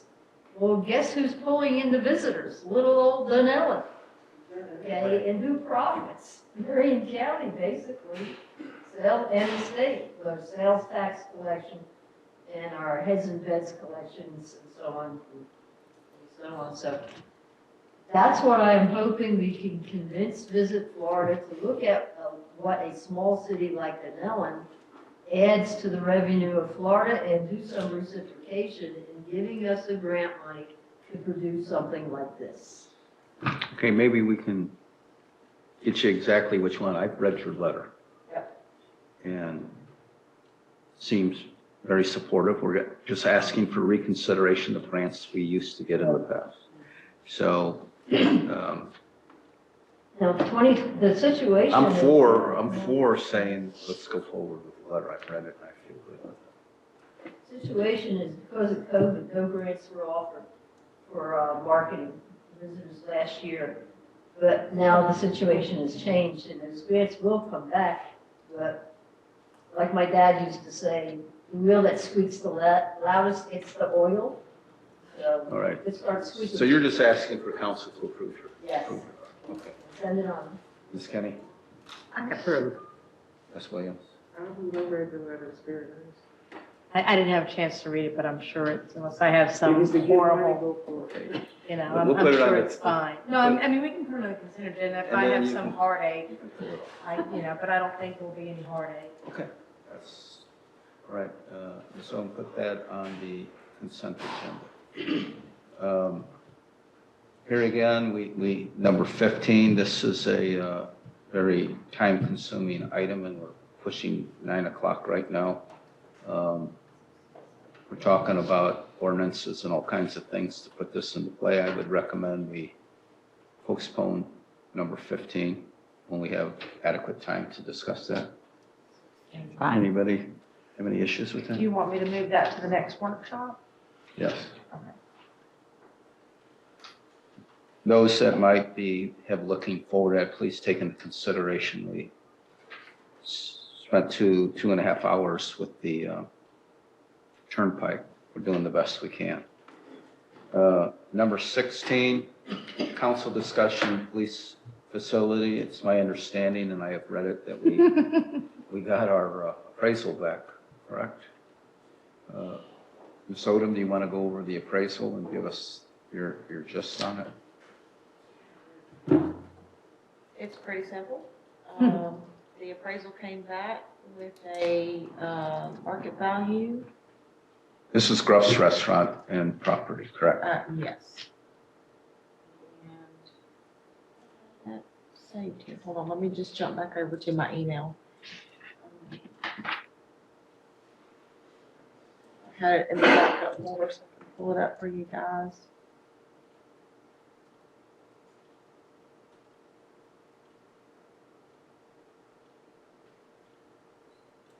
It's so quiet, I'm about to fall asleep. Oh no, don't do that. I better start singing.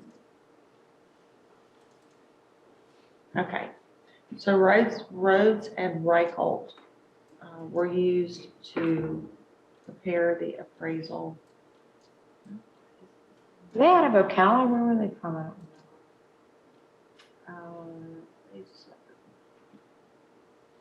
know.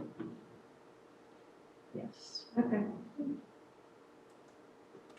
They quoted us $3,000 to prepare this appraisal, and we got this back just the other day. Do you want me to just kind of fill in the blanks and then you can jump in?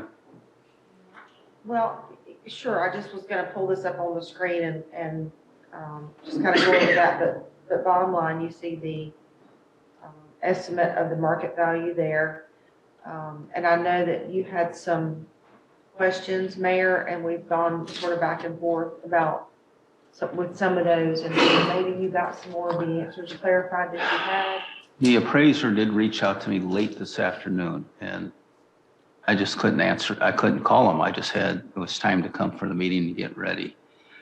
We have an appraisal here on Gruff's. The appraisal, two different vehicles for appraising it, two different methods. Both came fairly close to the 1.3 million. So the property is appraised at that value. My issue with the appraisal, if you read it through carefully, it's appraised on what you call a concept best use. And the appraiser feels that that building, the way it is and where it's designed and everything it's being used for, the best use, meaning what creates the most value, is for it to remain a restaurant. So that 1,300,000 is based on the best use, which is what it would be valued at if you were selling it as a restaurant with the intention of taking over the restaurant business. We're not interested in buying it for the restaurant. We're interested in figuring out how much is that .89 acres worth that it's sitting on. I mean, what is that property worth? What value do we get with the parking lot that's already in? What would be the value of that parking lot? The building itself, an 8,000 square foot building, what would be the value of that? So the appraisal didn't answer it in the ways that I was expecting. It just keeps explaining itself that we cannot evaluate it that way. We have to evaluate it as a best use, which is a restaurant, which if you put it that way, then if we ask for an appraisal on the current police building, the best use for the current police building would be a police building. And because that's what it's designed for, this is the train of thought, and that's what it's being used for.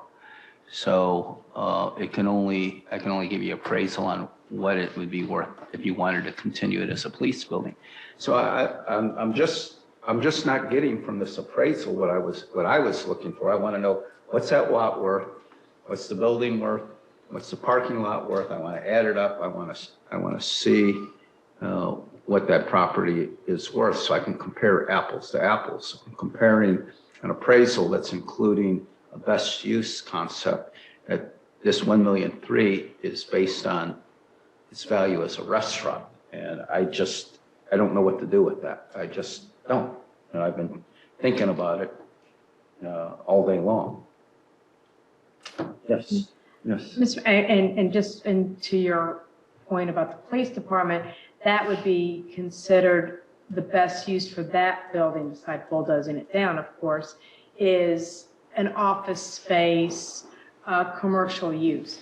So that's why I was saying you're a little off on that one. Well, I'm trying to come up with a comparison. Well, and that's what I'm saying. It's not a comparison, because as a realtor or an appraiser, we're going to look at that best use as a retail area, as a commercial benefit, not just a governmental building for that space. Just like this space, we consider it a use for business and so forth, not just a governmental space. As far as wanting to know how much is the pavement, how much are the parking spaces worth, that is not what a appraiser is going to be able to just break down and give you. Perhaps Troy, or an engineer or a company of that sort, parking plate people, could say, okay, if I were to rebuild this parking lot, it would cost you $1 million.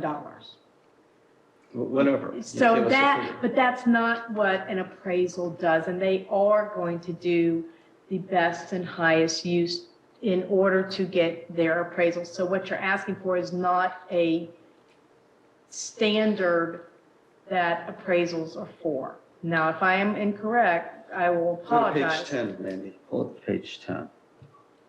I'm getting it, and that's the argument that I'm hearing, but it's not giving us the information we need. Well, that's, It's kind of like, you're looking at a commercial it's kind of like the building. Ken Metcalf thing. We asked him for a study, and he did a study that gave us information that, what do you do with it? Well, that's not Okay. the appraisers. I think what you're looking at then is an architectural appraisal of it in accordance that it be transformed into a police station facility. And that's not what these people are being paid to do. Yeah, that's out of their scope. It's just number 10. Yes, Mayor, and I think it's the second paragraph that you were referring to, about halfway down. And I did email this question to the appraiser, where he says, due to the age of the subject building and the resulting subjectivity regarding depreciation estimates, as well as the irrelevancy of this approach in the current market, the cost approach was not developed. And the cost approach is, what is the land worth? What's the building worth? No? No. I looked up the definition of that, and that's what it says it is. The cost of reconstruct. Mm-hmm. But you can't reconstruct a 60-year-old building.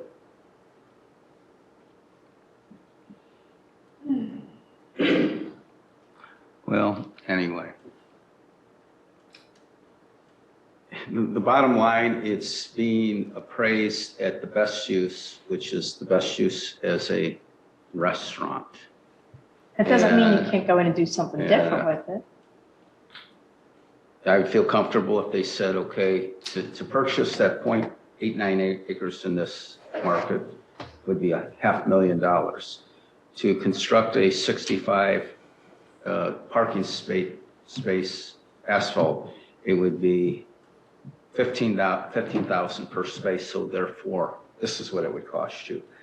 To do this building, this is what it would cost you. So now I can compare this to some of our other projects. We know the modular is the purchase price of the lot and putting the modular in with all the goodies. I know what that number is. I don't know what that parking lot's worth, the paving on it, and I don't know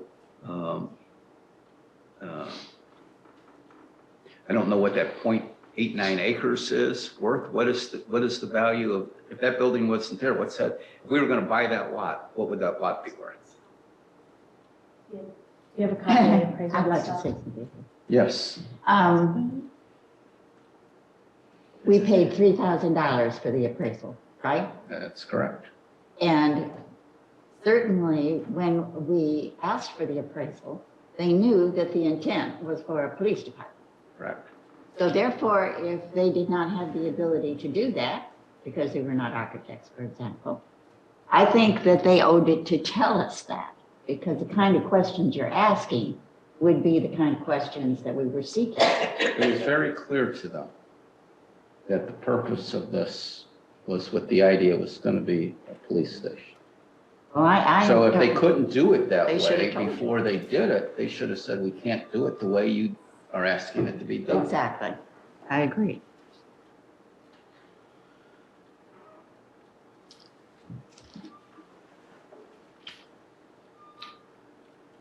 So, Council, Ms. I would Covich? like to put this back on, for more discussion on Monday. What are we going to discuss? Discuss what would be an alternative evaluation of the property other than what we have just received.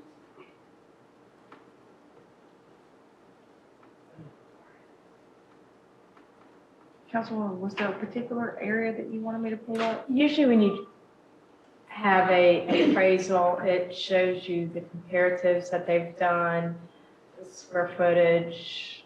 I mean, it's in a, almost like a Excel sheet, lack of a better word. And I didn't see that, did I? No. Okay, that's what because I think in that aspect, it would break it down a little bit, like where did they get the comparables from and those types of Mandy, things. that paragraph you just had up was explaining the comparables I'll go back and look at it again and. right there. Sales comparison approach. Hernando, yeah.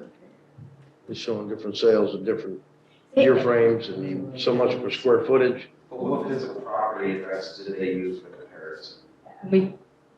And that's what I was trying to figure out what comparable property addresses that they use for the comparable. Because again, they can't compare that property as a police department like you're asking because there are no comparables. They should say that. They should say that up front. Well, you and I both know that though. Well, As a realtor, you and I both know that you can't compare a business that's not, I mean, if and I am just making something totally wackadoodle up. If we were trying to put in a new business that's never been around here, they wouldn't be able to compare what the price is. They should tell us what they are capable of Well, you and I before we should give know them the that. money.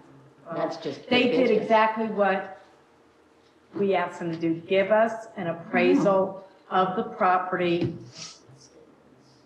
as it stands today, so that we know the market value, and that's what we were looking for, was the market value of that property.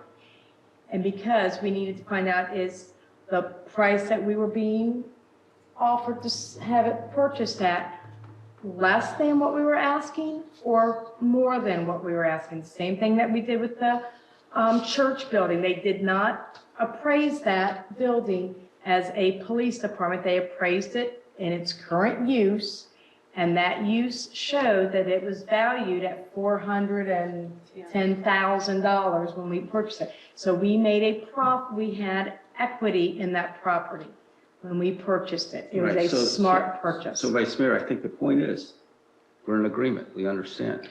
But I think if council would have known that asking for this appraisal was going to come back with numbers that were based on the best use, which is a restaurant, then we know we're not getting the analysis we're asking for. And they should have taken it upon themselves, knowing that they're not going to give us an analysis that's giving us the answers we're looking to say we can't do it that way. Well, did we ask them specifically for how much the parking lot? Everybody has a little responsibility to step up and not take advantage of a situation. That we weren't taken advantage of. They did exactly what every appraisal will be done. And every single appraiser would have done this the exact same way. And that's all I can tell you. So the question is, now that we know what we know, would we do this? No. Okay, we know this. Would we, if we could turn it back and we have this knowledge, would we hire them and say this appraisal? Yes, because it's an appraisal. We have another real estate broker out in the audience if you'd like to ask his professional opinion. No, well, I would say we wouldn't do it because we're not getting the answers we're looking for. It's a commercial property appraisal, exactly. I understand that. Exactly what it is. But because of our lack of either knowledge or our lack of knowing how to ask the question, we didn't get what we were looking for.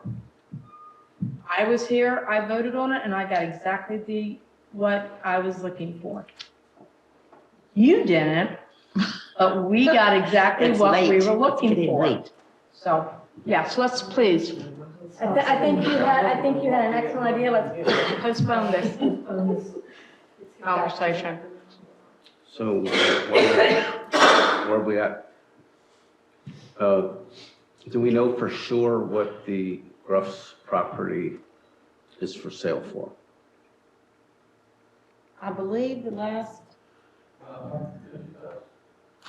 950. 950 is what is the last mention that he made to Chief. Okay, so Chief, today we met at Gruff's, and one of the things we talked about is that the numbers that come on up, Chief, the numbers that council needs is a quasi-accurate idea of what it would cost for the retrofit. So we know if the building was purchased for $950, what in addition to the $950 purchase price would it take for it to be the police department? So that's the key figure right now. We know $950, and we got to figure out what the additional costs would be so you could move in. Yes, sir.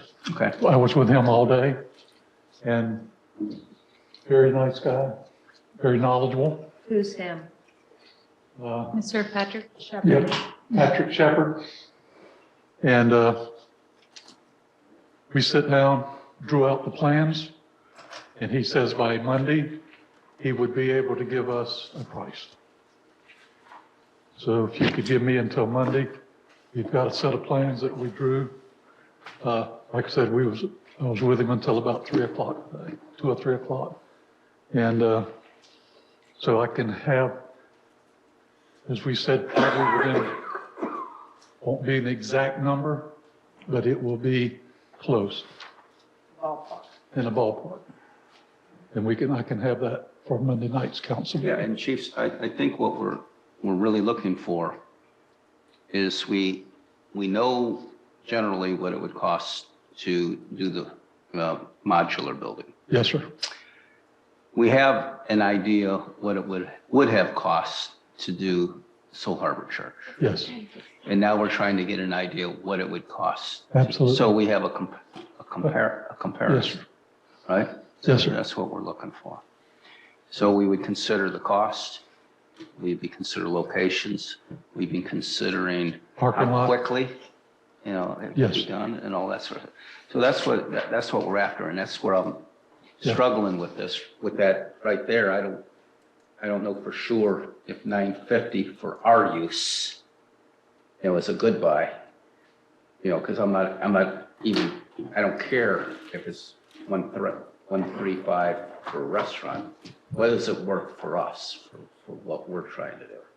So Mayor, I think to help you there, you got to consider that the parking lot's already built. You got to consider, Wait a second, just hold your thought. Troy, you just built some parking spaces. What did you find that per parking space it costs to pay them? I cannot answer that honestly. You just did that project. You did 103 parking spaces and the total project was $500,000 roughly. So if we did the math on that. So it's figuring about. But that's, 5,000, you know, if you said 5,000 per parking space, that's what it, okay. right? I So would, this has, so the appraisal didn't even say how many parking spaces it was. I think I was told it was 65. So 5,000 times 65. How many? $4,854 per parking space. Right, 5,000 times 65 equals what? 5,000 times 65?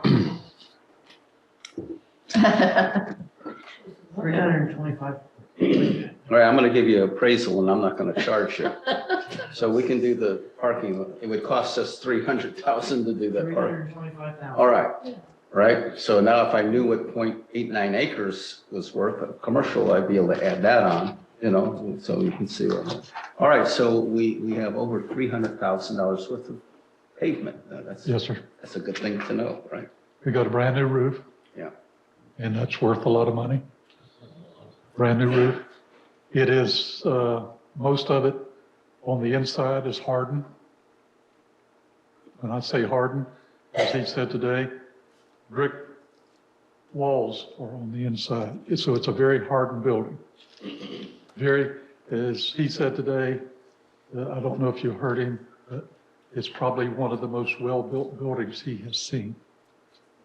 I've had it done. Yeah, and it was built a few I years think ago. his word was, it's built like a tank. Tank. He's built like a tank. I heard him say that. Yes, sir. And so with the roof and all, it's up to the council. It's, we both said today it would probably cost $200,000 to $300,000 to do the retrofit, but I can have that close Monday night. Yeah. And that's valuable, Chief, because we know if it's $950 for the purchase, Yep. $300,000 for the retro, council now knows what we're dealing with. What we're dealing And with. that's what we're, And that's what I can present to you. that's what we're looking for. Not from me, but from a professional. Okay. Going to put that on the agenda for Monday, Andy? Just discuss. And you'll have that information hopefully for us. Yes, he said give him 3 days, and I said I'll give you until Monday afternoon. All right, Chief. You No, can't get he it. was very nice. I did not. He's very easy to work with and very knowledgeable man. I enjoyed being with him today. Thank you. All right, I'm the liaison assignments, I would suggest we postpone on that. Mandy, what would be helpful is if you would go through all the liaison assignments there are, and council can then, at the next meeting, talk about where they Can she prefer. email us that? Can she email us that? Yeah. Instead of talking about it now? Yeah, well, that's what I'm talking about, yes, yeah, absolutely. Email it to you. I mean, something like, we should have someone going to someone should be going to the planning commission, someone should be going to the historic. You know, we should all have a little assignment that we're responsible for. Okay, we'll do that. Council comments? Go home. I have. I got a comment. All right. I'd just like to praise our police department again today for helping a citizen. And the lady was not even from Dunnellon. She was in Dunnellon from separate hills. Keys, phone, got locked in her car. We met at the Dollar General. She needed to use her phone. She used my phone. We called Ace. We called Vance Auto. They couldn't help her. I called the chief and he sent his guys down there right away. The old lady just stuck. And it just did my heart through it. I appreciate my police department. Amen. I also would like to thank the police department for their huge contribution to our Christmas parade. I think it was the best little Christmas parade in the state of Florida. I missed it. I didn't know the Chief, it's a tribute to you and the lieutenant's department that you can put on an event that's that big with that many people. Not one mishap, not one arrest. Just, it's just point positive that we don't need a police force. There's nothing to do. Oh, my God. I believe you said that. All right. I have one comment, and I guarantee you'll be glad to listen to this one. I received a phone call from Kathy Bryant today, and she wanted to talk about a couple things, but one thing she wanted to let me know is that the county, from some individual, has said that if I donate $50,000 to the Dunnellon Little League, would the county be agreeable to match $50,000? And she says, we're going to do it. Wow, that's amazing. So the Dunnellon Little League's going to It's get a Christmas miracle. $100,000. But she did bring out that she thinks that our agreement with the state has lapsed, and she hopes We're working on that, she says it won't happen. It won't happen until we get that done.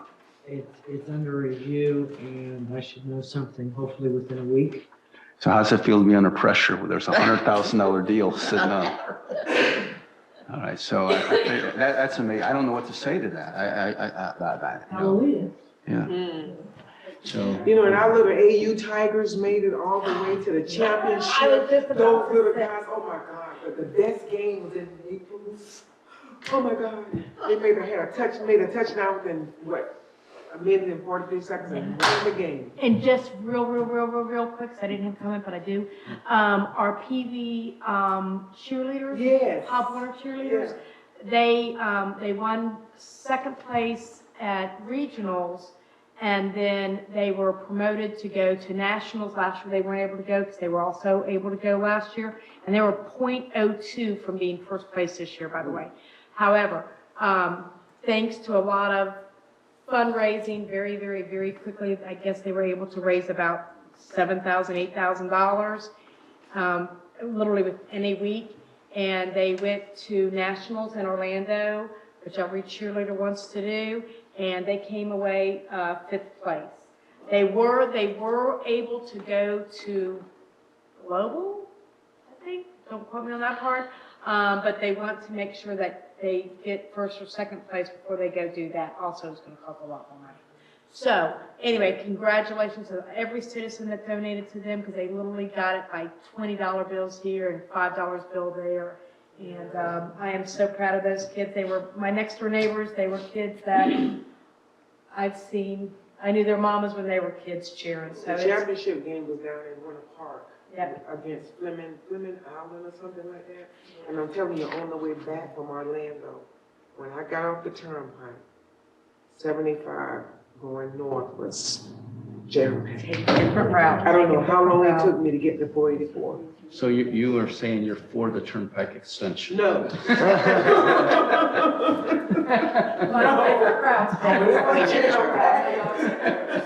All right, guys, a couple more things. I think that's council comments are over. Any department head comments? Yes, Jan? Just one, your auditors will be here next week to start the last year's annual audit. Woo, how exciting. Okay. Anything else? Yes. Georgina? I do have a comment on following up on the staff, the wonderful staff we have. I wanted to take this opportunity to ask council to give commendation to Mr. Dan Adams, our code enforcement officer. He's not here. He went home, but I wanted to let you guys know that he went above and beyond his call of duty the other day and basically advised us of a situation going on at the diner motel that could have been a hazard, and it could have brought it could have been a life-threatening situation, and he brought it up to our attention. Give him a commendation. Yes, I do. He brought the information over, and thanks to that, Marion County marshals were able to look at the place and take it into account the situation and correct it. And and the diner motel management corrected the situation. Everything is under control now, and it all started with Dan. So I wanted you guys to know. Andy, can we get that done by Monday? What would you like to do? Some sort of letter of commendation, some sort of, we recognize Stan. And I also wanted to take the opportunity to invite residents to the Santa at the Park coming up on Saturday. We encourage them to bring their kids and take pictures with Santa. We got to publicize that, right? Yes, we did. Okay, good. And I'm working on the toothbrushes. I contacted the dentist and I'm buying a big bag of candy that you can give dentists something to work off of after they eat candy. Sounds good. Okay, any other department head comments? Yes, Mandy. Just remember that we've invited the volunteers who've done all the hard work out here in front of City Hall. And it looks really, really nice. And Vice Mayor asked that we prepare some certificates of recognition, appreciation for those volunteers who've put in all the work to make it look so nice. And she would like to present those at the council meeting on Monday. Good idea. Love it. Yes, absolutely. Looks great out there. Okay. Make it so. Anything else from department heads? Just a few quick updates. I've got the City Beach Pavilion is finally 100% complete. The contractor finished up yesterday. The Art Gallery reminded us in their report about their electrical issues at the Art Gallery. The electricians will be there tomorrow morning at 9 a.m. to rewire the electrical panel, put a whole brand new panel in the Art Gallery. The police department has been completely replumbed from front to back, and the RPZ, the backflow prevention device, has been installed as required. The fire department has had multiple issues with the bay doors. They have been finally resolved. Both doors are fully functional as of today. I'm not sure what that expense is, but it's between $1,000 and $1,500. And then I had mentioned at the last council meeting about FGUA replacing and repairing a hydrant over by the Grumble House on Cedar Street. That project was delayed and is now rescheduled for December 17th. So there will be a lot of contractors and significant amount of work across the street from the Grumble House. Just keep the council informed. Okay. I believe that's it. Anything else I'll bring back to you on Monday. Oh, no, one more thing. I just want to say a thank you to Troy. Thank you to Troy. There was a problem at our church, and come to find out it was FGUA problem. So he put me in touch with who I needed to talk to. And it was taken care of quickly. Rather quickly, wasn't it? Yeah. And we're getting a refund because it wasn't our fault. Yeah. Our problem. So thank you. You're quite welcome. Kind of getting tired of hearing all this good stuff about Troy. Well, he gets on it when you call him. All right. Mr. Hand, do you have any comments? The only comment I have is, Councilwoman McKinney, you had asked a little bit earlier about vacation rentals, and I pulled up that statute. It's just a single line. It's 5090327B, and it's just that a local law, ordinance, or regulation may not prohibit vacation rentals, as we discussed, or regulate the duration or frequency of rental of vacation rentals. So that is what a local government cannot do. But as far as registration and other requirements, safety requirements, that's What statute is that? that is 5090327B. Just a second, I gotta write that down. I'll write it down for you. Yeah, would you? That'd be good. And then I move that we. Wait a second, no, we got one more. I bet she's ready to go. So this is going to be the real personal touch right here. We have 3 people in the audience. Brenda, do you have a comment that you would like to make? Scott, would you like to make a comment? Oh, gosh. All right. I had a 3-page speech. Oh, gosh. I'm gonna break it down as best I can. My name's Scott Kiefer. I live at 9075 North Cedar Cove Road, Dunnellon, Citrus side. I watched a whole bunch of people tonight and a bunch of government officials marching up in front of a room trying to change a higher government official's minds, what they think we should do and how we should stop a road from coming through. I'm going to use that same sort of thing here to try and convince my city council that it's not such a wise idea to sell a building that we already own, free and clear, that is a fortified building, built like a tank, structured with concrete walls on the outside, concrete walls on the inside. I think what we're running into here, and I wish I could recommend mediation like I do in real estate, is I think some egos got in the way and some political promises, perceived or not, are trying to be kept. And I would really like to ask council to reconsider this. This building is a great fit for what it is. I think the estimates in the beginning were brought in really high, shooting for the moon and stars, when it could be retrofitted for, how can we retrofit Grumbles for $200,000? And we can't do that building for the same price. We already own that. You're talking about Soul Harbor? Yes. Okay. We already own that building. It's got 65 parking spaces plus a room to fence in. I see no point in selling this, and I beg you to please reconsider selling this building. Go back with an even keel, look this over, and see if there's a way we can work it out. It's in the city, center of the city, in the historic district. The parking spaces make great for us, the citizens. We already own the building. We don't have to purchase anything. We don't have to sell anything. We're going to take a loss on this. These prices that came in were ridiculous. Gruff's is at 1.3 million. We own that for 365, so somewhere in that range. I don't understand why we're not reconsidering using what we already have, and I beg you to please relook this over, go into this with a level head, use the same guy that did the other estimates to go back and look at Soul Harbor. There's got to be a way to work this out. We're just kind of running in circles here. This is taking a long time. This is a long process. Please reconsider selling this building and using it for its intended purpose. I just want to get you straight. So you're saying go forward with the Soul Harbor Church as the site for the police department? Yes, sir. Okay. And I own property over there. I have no issue with it. My tenants don't have an issue with it. They probably prefer it over there. When I did the walk around with everybody in that neighborhood, they all were fine with it, and they actually felt better at being there by their homes. Okay. In a spirit of changing minds tonight, I'm hoping that somebody will reconsider this, put it back up for vote, whatever is necessary, but please reconsider it. Thank you, Scott. Appreciate it. Roger, you're the last one in the room. Would you like to speak? No comment. No comment. You have to come up and say your name and address. Comment. Okay. Mr. Mayor, Mandy Senior. Okay. Yes, Mandy. I have a hand up. Oh, my goodness. All right.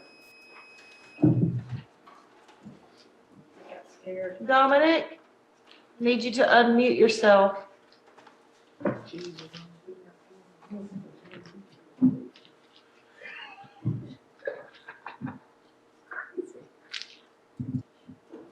you hear me? Okay, we got you now. Okay. I guess I'll save the best for last. Sorry, everybody. Dominic Batista, 19860 Southwest 93rd Lane, Rainbow Springs, Dunnellon. I heard the mayor say something that he received a call from Commissioner Bryant concerning a donation and things for the Little League. I'm not going to speak for the county. I do watch the county meetings as I do tune in for these meetings. I was kind of in shock a little bit There was a full presentation did by Jim Couillard and another gentleman that does ball fields for the county. And I'm not going to speak for the county, but I'm going to tell everybody that you need to take a moment. It's the timer on the meeting is 5 hours and 18 minutes is where it begins. And listen to what was said. And you'll find out who the players are, and you'll even find out who the donor is. But I'm not going to say anything like that tonight. I will let the replay of the meeting speak for itself. But I encourage all of council to definitely take the time and watch that segment. It was very interesting to me because there wasn't even a representative from the Little League or the city that was there. And I thought that was kind of curious.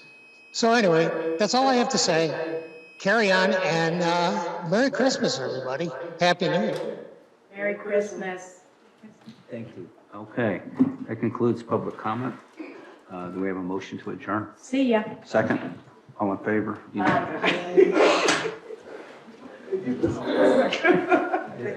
need motion for. Yeah. Who did you say you were married to?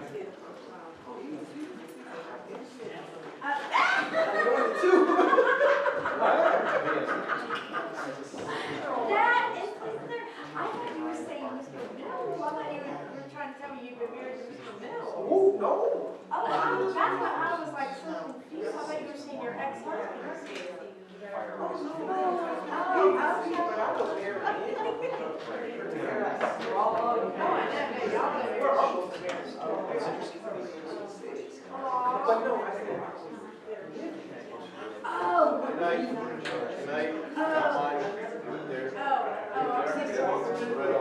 Oh, I thought you were talking about sorry. That was what I get for treating you. I don't know about you, but that's